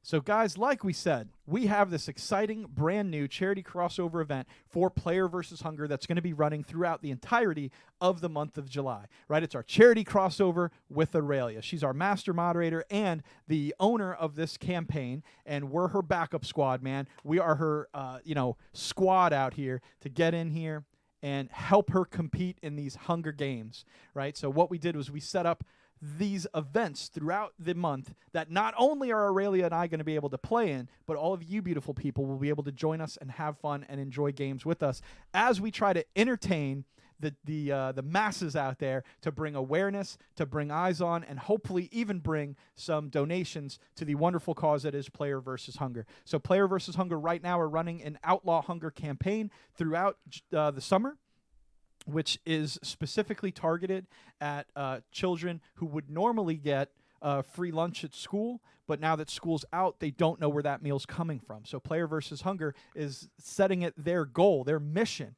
to make sure that those kids have a meal. So they have a system set up where for just $2, they can provide a meal for a child in need. So we have set a goal, Aur3llia and the Power Hour of Love, of 250 meals that we would love to pay for with a grand total of $500. So we're asking for the Legion of Love's help. We're asking for everyone in Ori's place to lend a hand, spread some awareness, and make a donation if you can. If you can't, it's totally understandable. But being here, spreading the love, following on our social medias, reposting our tweets and things like that, the more eyes we get on it, the more help it is, guys. So thank each and every one of you just for being here tonight. Thank Eric G so much for the amazing Tier 3 subscription. Thank you to Hells for his subscription. For all you other subscribers out there, Samio coming in right at the beginning of the show with the hot subscription down there. We appreciate it so much. We'll be paying those all in full to the charity. Oh, yeah. As we meet our goals throughout the month. Of course, our first charity reward goal was to play Pacify. So that is a horror game where we will be combating this evil demon child and trying to burn her cursed dolls in an effort to free the souls of her tormented victims. Is this starring Marilyn Manson too? No. Well, this is actually starring Aurelia and I, Well, no. who are actually going to be playing the game and working together to try to combat this evil. There you go. Now, Get it. as a goal reward for all you beautiful people out there, you'll be able to play along by coming by here at the Power Hour Love channel and using your bits or cheers to purchase sound effects that you can play that only I will hear, and they will be very scary. And you get to choose when they happen, and you're going to scare the pants off me. So Aurelia is very, very much like, she's not afraid of anything. She's a badass, dude, all right? That's what I'm going to say. And she is not worried about playing this horror game at all, and I am petrified. I kind of don't even really want to do it, but we're going to do it because it's the goal that we set, and it'll be a lot of fun. I know it'll be fun, but I'm anxious and scared. But guys, join us for that. You earned this reward already by donating to the charity and putting us over the $100 goal. So this is your first goal reward to come by and have fun with us and play some Pacify, or watch us play some Pacify this Saturday. So come by and check it out. For a full list of events that we'll be doing throughout the month, feel free to check out either of our Discord pages or our banner whenever we're not live. We'll also feature the events list. Our $250 charity goal is the Jackpot Games Experience, which is sort of like little party games that the entire viewership gets to play along with. So you definitely want to come by when we reach that goal. We're only about $50 away right now. Aurelia's got it. Be there or be square. Tip Dog says, only caught the end, but I've enjoyed the podcast. Hey, thank you so much. Thank you. Don't worry, we're not heading anywhere yet. We've still got a whole little segment here to roll on, so you're welcome to hang around. But we be brackets, Aurelia? Yeah, be there, be brackets. Never mind, she says.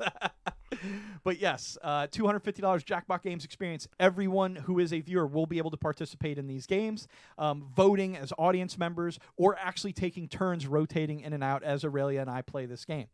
So again, it's kind of a party game. There'll be different little mini games. Sometimes you have to write an answer. Sometimes you have to fill in a comic book. It's got all sorts of different fun things, and we'll check it out and go into more detail as the event comes up and as the goal reward is draws near.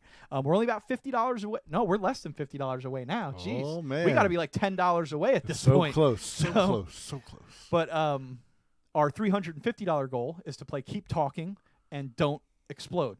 And that is a virtual reality game where Aurelia will be trying to, in VR, defuse a bomb with the assistance of random players that we select from our viewership who will jump into the Discord and try to read to her this bomb defusal manual as she rushes to try to disable bombs.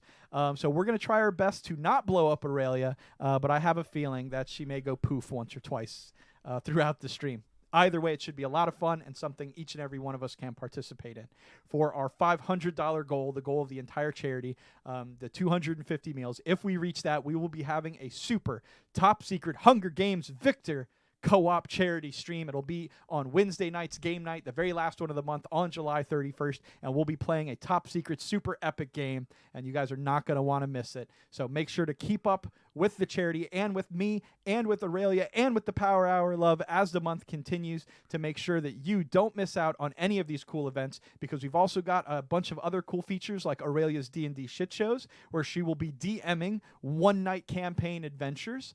She'll be doing that on 2 Sundays this month, so you definitely want to check those out. I'll actually be playing in one, so that'll be a super ton of fun. And we've also got some other co-op gaming, some Division as we fight for hunger, some beat sabering to beat hunger. We've got so much hunger bashing to do in these Hunger Games that we need each and every one of you out there to hang out with us. So thank you so much for being here tonight. Thank you so much for always spreading the love, and we hope to see you in some future broadcasts. Man, hunger doesn't stand a chance. Heck no, he's taking it down, taking it right down. Finish it. All right. But tonight, we're going to be telling you the last little bit of our end-of-year convention coverage here in 2019. These are a couple of our favorite cons that we would really like to tell you beautiful people about. Oh, yeah, man.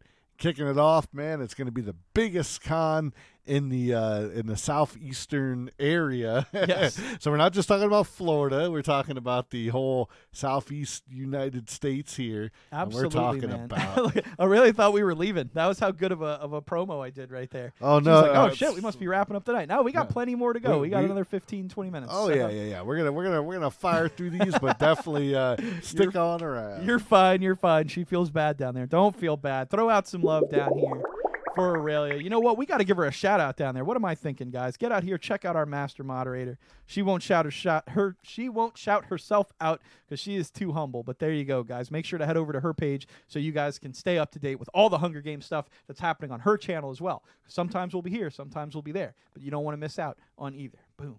All right. Oh yeah. Well, hate to keep you guys in anticipation, but man, we are talking about Dragon Con. Oh, what? Dragon Con. This, of course, is the largest convention that goes on in the Southeast region, August 31st to September 2nd in Atlanta. This thing is like 8 hotels big, and it is just amazing. Tell them all about it, Senior Bull. Well, I got to tell you, that's one thing I do got to talk about.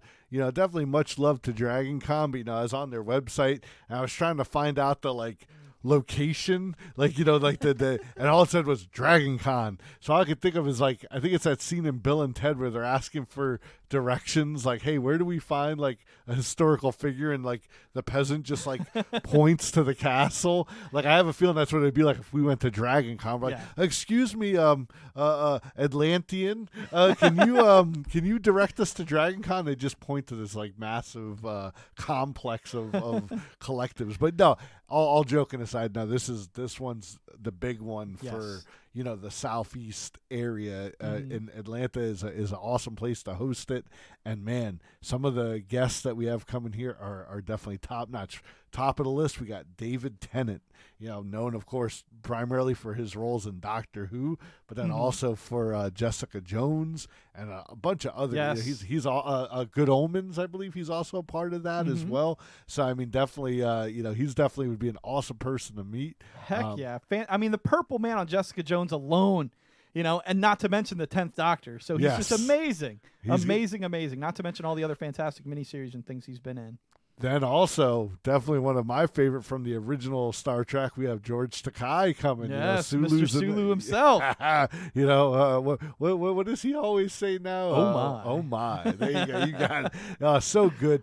Awesome, internet presence. He's always putting up some great, funny stuff. I love his content that he puts out on social media. Yes. But then also, he's been in, he's appeared in a lot of other things such as Heroes and a lot of other great films. So definitely George Takei would be awesome to meet. Another person I know, like I said, I always like to sprinkle in a little bit of that horror convention stuff. Robert Englund, Freddy Krueger, the OG, he's going to also be at Dragon Con. I saw him a few months back at Texas Frightmare. Great guy, lots of fun. Zach Gallahan, also on the horror side. If you're not familiar, that's Billy Peltzer from Gremlins 1 and 2. Yeah, the original. Yeah. But if you're more on the comic book side of things, we got Matt Ryan, Constantine himself. Yeah. We're not talking about Keanu. We've got love for Keanu as well, but we're talking about the most recent Constantine, who also, he's currently featured in Legends of Tomorrow and on the CW, and you can catch the CW series Constantine still on the free CW app, where you can watch episodes of all those shows for free. So good. And if you're a fan of the Arrowverse and the CW, Dave Ramsey, who plays Diggle. John Diggle. John Diggle on Arrow. Spartan. Spartan. Yeah, he's going to be there as well. So while these are awesome guest attendants, I also love that Dragon Con's also had a lot of great performers come around. Yes. Just like we were saying earlier, like 2D Con. We're going to have Steve Powered Giraffe, a band we're definitely familiar with. Yes, the band we almost saw. Yes. We're also going to be Frenchie and the Punk. I saw them at another Orlando Nerd Fest. Great band. Also, Night Sabers. I'm not as familiar with this group, but they sound awesome. Yes. Is that a music joke? They sound awesome. They sound awesome. I dig it, man. All right, so tickets are a little pricey because this is such a baller event, but the 2019 membership will run you $125, and I believe get you into all the days of the event. Correct? Yes, that's the August 31st through September 2nd. Yes, but they also have the very exciting Eternal Membership, as well as a number of other different tickets and price ranges. But we couldn't leave out the Eternal Membership. Yes. Tell them a little bit about it. So the Eternal Membership will get you into every Dragon Con until it ends its existence. And if it's any case, I don't think it's ending anytime soon. No. Although if you bought this membership, that would suck. Yes, it would. It would. Now, the membership for the Eternal Membership is $3,000. But like we said, pretty much if Dragon Con goes to $2,050, you get to go to all those events. So might be a little bit of a wager, but at the same time, if you live near Atlanta, it might be worth it. Yeah, I mean, it might be. If you've gone for the last few years and you've got the $3,000 to chunk down, then your membership's always free. But as guys who live in Florida who have bought the annual passes to Disney and Universal, you're never going to get your money back from this stuff. It just doesn't work that way. Yep. You always say, I only have to go twice a year, but it doesn't matter. Absolutely. It's cool that they have that option out there, but for, $125, you can get into all the days of Dragon Con, which I'm sure, aside from the guests and the performers that we mentioned, they're going to have tons of great artists. I mean, it is the biggest in the Southeast. So, yeah, if you're going to go to a con where you're like, hey, I want to just go and see as much as I can, Dragon Con's probably the one you want to head to. Absolutely, guys. But if you are hanging out here in Florida with us, you may just want to check out one of these horror cons. Senior Boyle seems to fancy so much, and the one we would absolutely recommend is October 31st through November 3rd's Spooky Empire. Hey, man, what a perfect time. You got Halloween, the Day of the Dead right after. I mean, it's the time to be spooky, El Dia de los Muertos. Exactly. Los Muertos. Now, just like we were talking about earlier with the Tampa Bay Comic Con, this is also taking place for the first time at Tampa Convention Center. Yes. Spooky Empire was traditionally always held in Orlando, but now they're moving on over to Tampa just to kind of test the waters. And they, so far, even though this is by no means the full list, they got some awesome horror actors and actresses coming out for this. And creators. Yes, creators. You want to read a couple of these, man? Absolutely. Let them know what's going on? Yeah, I'll kick it off here. I like All the right. top two. How about There that, you go. right? Do it. Go so ahead. they've got the legendary Clive Barker, right? The director of Hellraiser and Candyman. Oh, I mean, you yeah. can't beat that. Those are two iconic movie series that have lived on in cult horror fame for years and years and years and years now. But, of course, on top of that, they have got Sam Raimi himself, right? The writer and director of the original Evil Dead series. That's Evil Dead 1, Evil Dead 2, and Army of Darkness. And, of course, the first three Spider-Man movies that starred Tobey Maguire. He was the director of those three films and very much responsible for the tonality and feel and success of those three films. Really, yeah. When we think about it, of course, I know Blade and X-Men always kind of get forgotten as kind of kicking off the comic book movie craze. But, I mean, those Spider-Man movies definitely kind of brought the dollars in that were needed. So definitely a big, for what we have now with the MCU and all of these comic book films, we definitely owe Sam Raimi some love. Yeah, pretty much until the MCU started, those three Spider-Man films were in like the top 20 highest grossing films of all time. Because they were just fantastic. People could take their kids to them. They were entertaining and fun, really well put together films, and really kicked off the comic book 2000s in cinema. So, but if you're an eagle-eye viewer of that series and Army of Darkness, you may have noticed Ted Raimi appear throughout a number of Sam Raimi, his brother's, films. Ted Raimi, of course, is his younger brother, who oddly looks a lot like Sam Raimi. Like, they look very similar. But you'll catch him doing cameos and small appearances in most of the director's work. So he will also be in attendance at Spooky Empire, and they're signing autographs and taking photos as well. You know it, man, but if you're going to have the powerhouse team of Ted Raimi and Sam Raimi, you got to bring the king. Hail to the king, baby.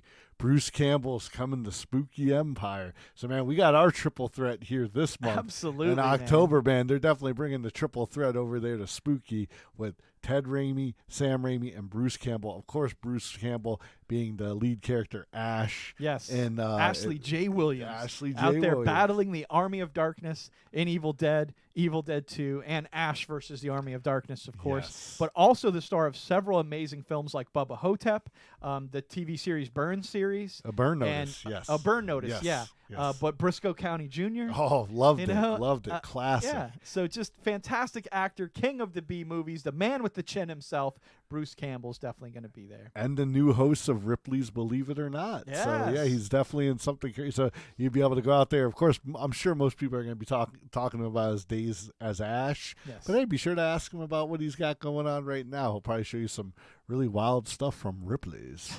But then another cool surprise guest that they have, James Hong. The legendary Yes. James Hong. I mean, the like Chinese actor of all Chinese actors. Yes. You know, basically the Morgan Freeman of Chinese people. Yes. You know, James Hong, of course, in classic movies like Big Trouble in Little China, No problem. Wayne's World 2. Yep.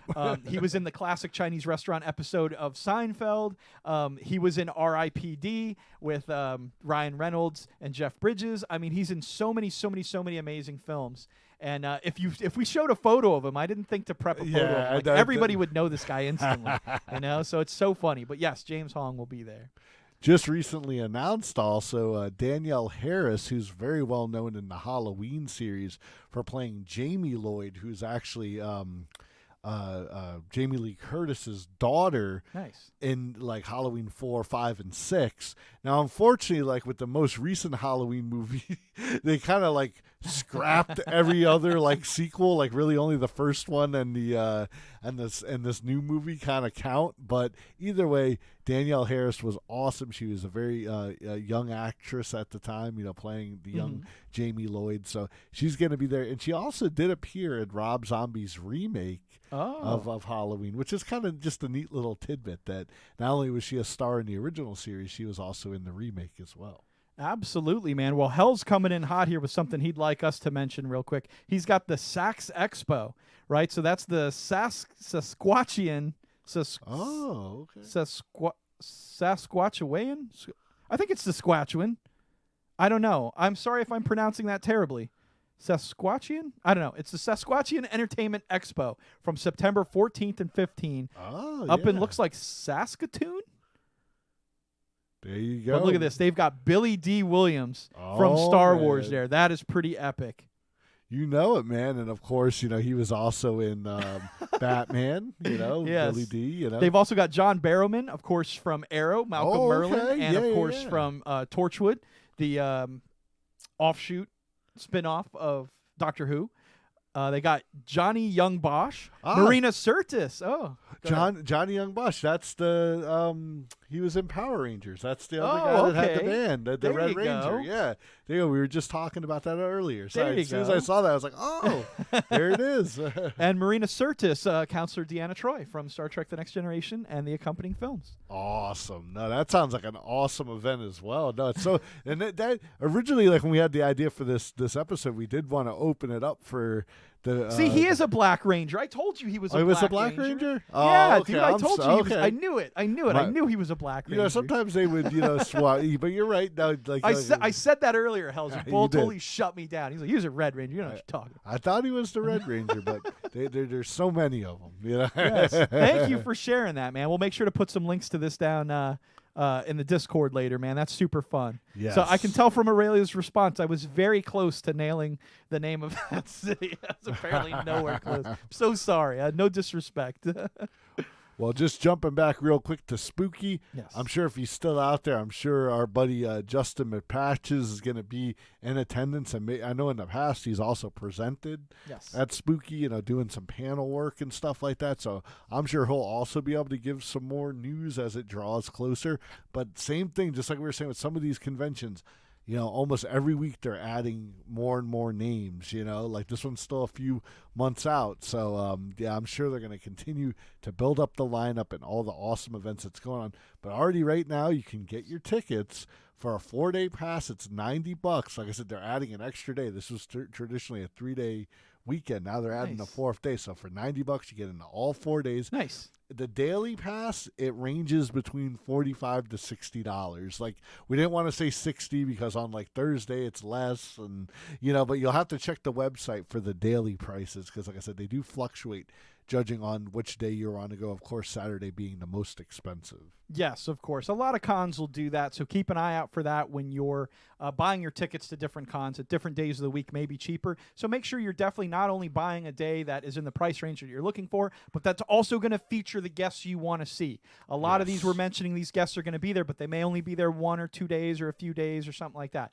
So, you know, if you're really looking to make it to some of these conventions, make sure that you schedule your appearance there so it coincides with the people that you want to see or the panels that you may want to see.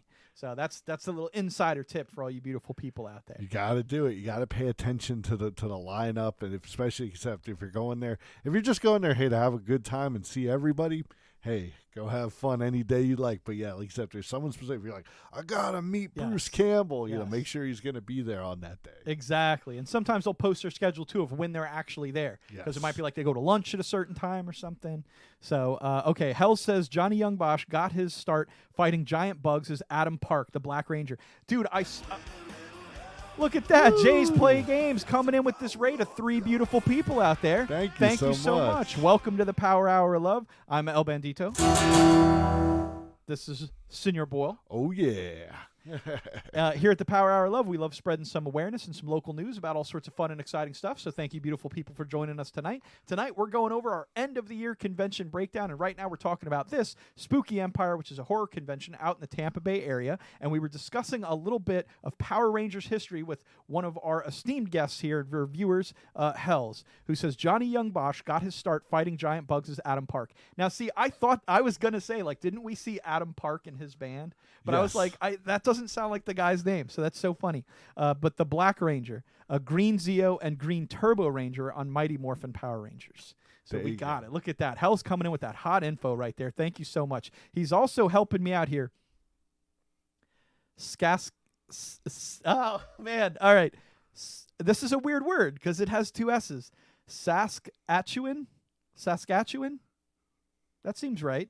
Chimera, thank you so much for joining us tonight. We absolutely appreciate it, man. We talked a little bit about Dragon Con just a minute ago, which is, of course, the big con in Atlanta that everyone's really excited about. And right now we're talking about here Spooky Empire.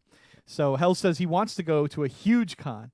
Someone fly me in. Absolutely, there man. You go. We'll have to bring you down here to see MegaCon, or maybe meet you up at a Dragon Con one time, man. That might be pretty cool. Now, just to remind, Spooky Empire is October 31st through November 3rd, and it's taking place at the Tampa Bay Convention Center out in Tampa.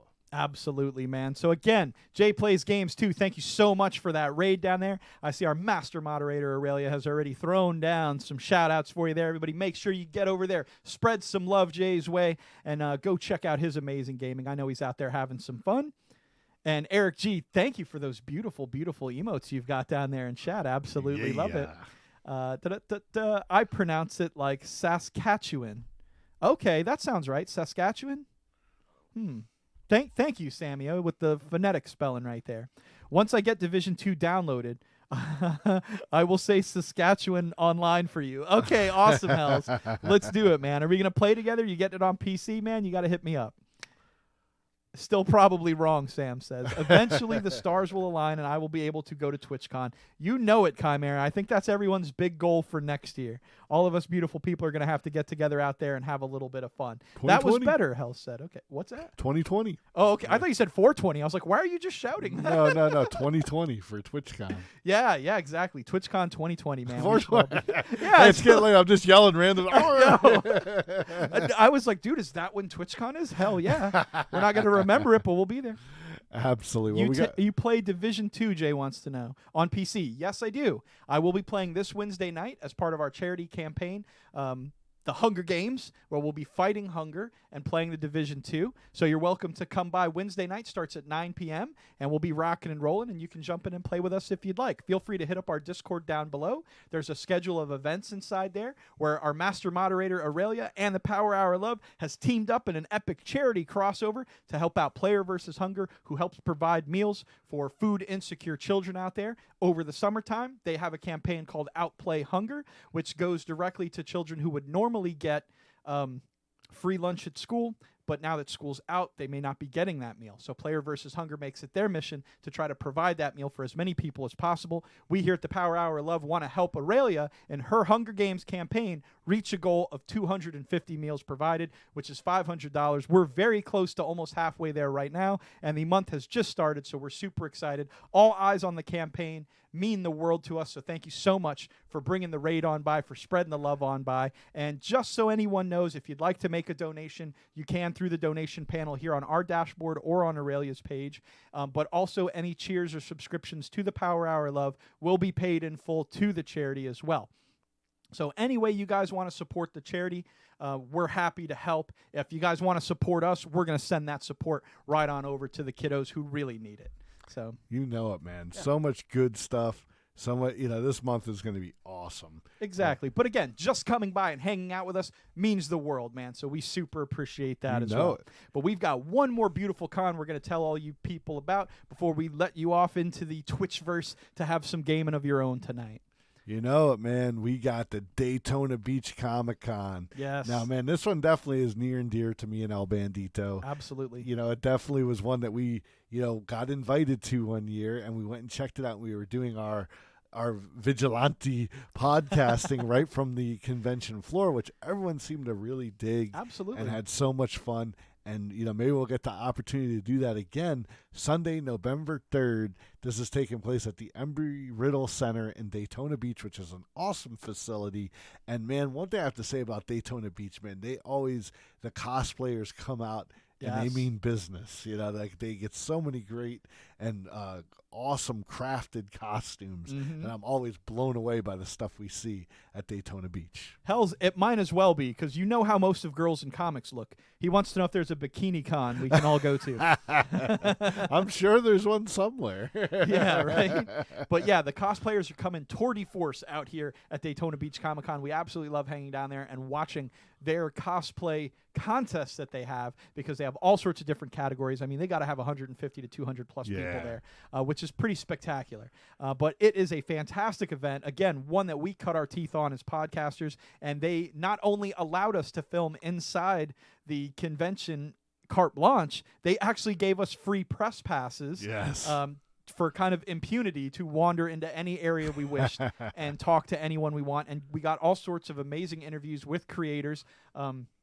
I know we talked to Joel D. Winecoop. We talked to Rob Anderson, whose shirt Senior Bowl is wearing right now, part of the Indie Advocates, who I'm sure they will be present at the Daytona Beach Comic Con, as well as a number of other exciting creators, but also some amazing... I know Jamie Engel was also there, the famed children's writer who's wrote a bunch of independent children's books that have been very inspiring to a lot of people here in Central and South Florida and all over the world, thanks to people being able to purchase the book online. But also...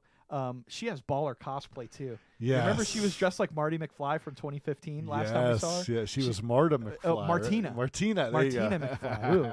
Yeah, she's awesome now. But so good. We did a bunch of awesome interviews like that, but they also had a bunch of vendors there, one of which who had brought to the convention an Amazing Fantasy number 15. Yes. For anyone who doesn't know, this is the comic book that first featured Spider-Man and the story of Peter Parker, how he was bitten by a radioactive spider, how his Uncle Ben was killed, and how with great power comes great responsibility. All featured in Amazing Fantasy number 15 and spawned the iconic Spider-Man that we know today. And he had one there, a $40,000 comic that me and Senior Bull could look at and admire in person. First time I've seen it in person. Yeah, only time I've ever seen it. Yeah, very awesome. And Tom and the group up there that put on Daytona Beach, bunch of great folks, and they're always so nice to us, and we appreciate it so much. So we definitely wanted to share some news. Unfortunately, so far, being that this one's all the way in November, we don't have any information as far as like guests or events and stuff that are going on. Like you said, I'm sure there's nothing too specific. Yeah, but one thing we wanted to tell you guys about, if you wanted to start planning early, they've got a great deal going. There's an early bird special for the month of July. Online tickets are only $6. $6 a day. That is fantastic. You could bring the whole family for that, with that cost right there. So definitely, thank you, Tom, for everything you've done for us, and for putting on this great convention, year after. He runs it 2 times a year, so that's how much Tom loves Daytona Beach Comic Con, and we definitely love Tom and all the gang up there. So definitely keep rocking, man. We hope to make it out there this November. Absolutely, man. And we got some beautiful people down here in chat letting us know that they are rocking some Div 2 and excited to come by and play on Wednesday. So thank you guys so much for that. It should be a ton of fun. Like I said, if you want to jump into the Discord or just show up Wednesday night and let me know there, we'll coordinate and we'll get to playing some games together and having some fun. I super appreciate it. I love interacting with all these beautiful people out here on Twitch and having some new friends to play games with and mostly carry me since you guys are all world tier and pretty awesome. So I have to admit, I was playing in a World Tier 5 Gear Score 500 team today. So both of the other players were that. I am not even World Tier 1. I'm level 30 and have not finished the game. And I absolutely held my own. So proud of myself. I did pretty good. Yeah, boy. I led the team in revives. I had 14 revives that I revived by accompanying players. Do it. So it was pretty good. I was pretty proud of myself. $6 is a baller-ass price point. Hell yeah, to go in there and participate in a cosplay contest, to see a bunch of vendors who have toys, action figures, comic books, anime gear, and meet creators who are selling books right there, and the team of indie advocates who do panels and presentations describing to you guys how to break into the comic business yourself, how to produce your own comic. And they'll tell you in painstaking detail the missteps that they made and how to make your comic creating career come to life. So it's pretty fantastic. It's a pretty amazing event. We were absolutely blown away the first time we went there that something like this was very near to us. And again, we got to meet so many amazing people out there like Paul and the Savior Impala. Yes, we have another a great 1969 group. Chevy Impala decked out exactly like the one in the Supernatural TV series, and you can take photos and stuff with it. So it was really fun. Really, the Gourmet Chocolatier. The Gourmet Chocolatier. Another great. Yes. Like I said, one of our highest viewed videos on Facebook is El Bandito putting the moves onto chocolate. Making women out there. You put chocolate and women together, you're having a good time. There you go. Like we said, and that's what's great. Even if you wait till we just got to get that whipped cream Pokemon. There you go. Now we've got a party. Do a fusion dance between the Gourmet Chocolatier and Okay, we might be going down the dark hole here, the dark rabbit hole. But I'm losing my mind. Well, one thing we do want to say, like we said, that deal is going on through the whole month of July. You get a ticket for $6. But even when it does roll around to Daytona Beach, Tom and the gang, they don't beat you up at the door for the price. They want you to come on in, and definitely spend some money at, like you said, the vendors. And now, if somebody does walk in there and buy that, amazing fantasy, our hats are tipped to you, definitely. $40,000 comic out there. But definitely, it's a great thing to go try some new stuff. Like I said, from the Gourmet Chocolatier and all the rest of the gang that's there. Just a good time, good fun way to spend a Sunday afternoon. Absolutely, guys. Hey, TipDog76 down there in the chat right there. He says, you spent most of the time reviving me. Yeah, man. We were totally playing together earlier. TipDog was the guy I was playing with. Yeah, we were playing with TipDog and Quad God over on her channel this morning. They're both World Tier 5, level 500 players. So they are super baller. But we got into some sort of mission. I don't even know what it is, but it was ridiculously hard. I mean, ridiculously hard. I mean, I led the team with a 14, but I think TipDog had maybe 11 and Quad had 7 revives. I mean, we were picking each other up like crazy because it was heated, but a super ton of fun. TipDog, thank you so much for playing earlier. It was a super ton of fun, man. You're always welcome here at the Power Hour, so thank you for coming by and hanging out. And he was doing some work. He was picking me right back up. I know you were carrying us, dude. I saw you taking them sniper shots. Well, it definitely sounds like, Wednesday nights is action not to be missed. And like I said, I know you're diving back in to the division on Wednesday, correct? So absolutely. Definitely let them have it, El Bandito. We gotta give it to Hunger. All right, one last time, we're gonna let you guys know the Hunger Games, a series of Twitch streams we'll be putting on all month as a charity crossover with our Master Moderator down there, Aur3llia. If you haven't had the chance to go check out her page yet, jump down there, throw her a follow. You absolutely will not regret it because she is a super ton of fun. The kindest person I've ever met. She has such a big heart. She does all of her streaming for charity, and she introduced us to the world of charity streaming. We're excited to be a part of it, which is why, of course, we're giving all of our bits and subs throughout the month of July to this amazing cause. And we are also playing games and doing events co-op with Aur3llia to help promote her campaign, which is the Hunger Games for Player versus Hunger. Of course, feeding food insecure children right here in the United States who don't know where their next meal is coming from. So I want to thank all the beautiful people who came out tonight to hang out with us. I want to invite each and every one of you to either join our Discord or follow either me or Aur3llia or both of us so that you can keep up with all the exciting events that we're doing. We do have a schedule tab in our Discord that displays the calendar of the month, so you know when we're playing cool games, when we're doing fun events that you can join in on. But also when we're both offline, our offline screens will also share the calendar with you, so you can check them out there as well. But if you guys are anxious to check out some of that amazing action, you can check us out through all those event schedules and ways that we talked about right there. If you guys are able to donate, that's awesome. If you just want to spread awareness, that is awesome as well. If you want to do both, you're an absolute legend, and we thank you.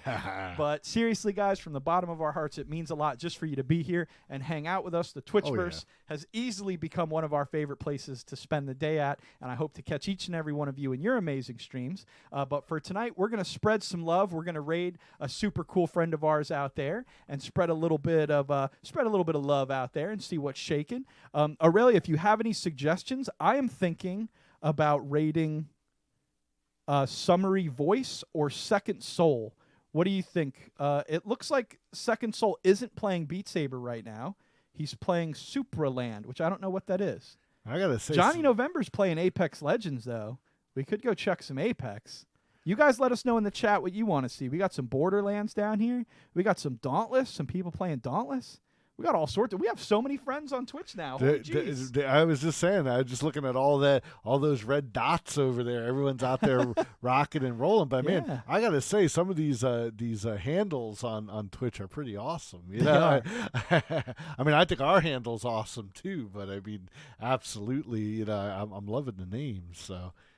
All right. Well, let's see. Samio says, we promise we'll be at every stream, Bible Thumps. Thank you so much, man. You guys are the absolute best. We absolutely appreciate it. We hope to catch you at one of these amazing cons we talked about tonight, if possible. If not, we'd love to catch you in some future streams playing some games with us or watching us play some games, or we'll be there watching you play some games because we love each and every one of you beautiful people. But Aur3llia says she's thinking either Soul or Johnny. Since we got no other votes down there in the chat, I'm thinking, oh, God, what do you think, Senior Bull? Apex Legends or Superland? Oh, man, that Apex, man. Like, I've never heard of Superland, so maybe we're kind of missing out on a great opportunity to see a brand new game. But, man, Johnny November, I know he's in here usually partying with us. Like, I think we should throw it over to Johnny. All right, let's do it, Johnny. Man. Yeah, he's out here playing Sea of Thieves with us on occasion. We're going to have to get in there and play some Apex Legends with him one time. Maybe he can help carry me to that second big W like Severed Astro did last night. We thank you guys so much for coming by and hanging out with us. We'll be here on Wednesday for the Division 2 Fighting Against Hunger. If you want to join in the game, make sure to be here. Hit me up in the Discord or try to catch me on Uplay. Otherwise, we'll catch you guys on Saturday, the 13th, for our exciting co-op Pacify game where you can try to come in and scare poor El Bandito as Aur3llia holds my virtual hand through a horror game and a horror adventure. But also make sure to check out her channel Friday night for some amazing Beat Saber action, beating the sabers to beat down hunger. Guys, we've got so many fun Hunger Games. We invite you to participate in as many as you can. Have some fun. Spread some love. Let's hit up that raid, and we'll see you guys soon. Yeah. See you guys later. Yeah.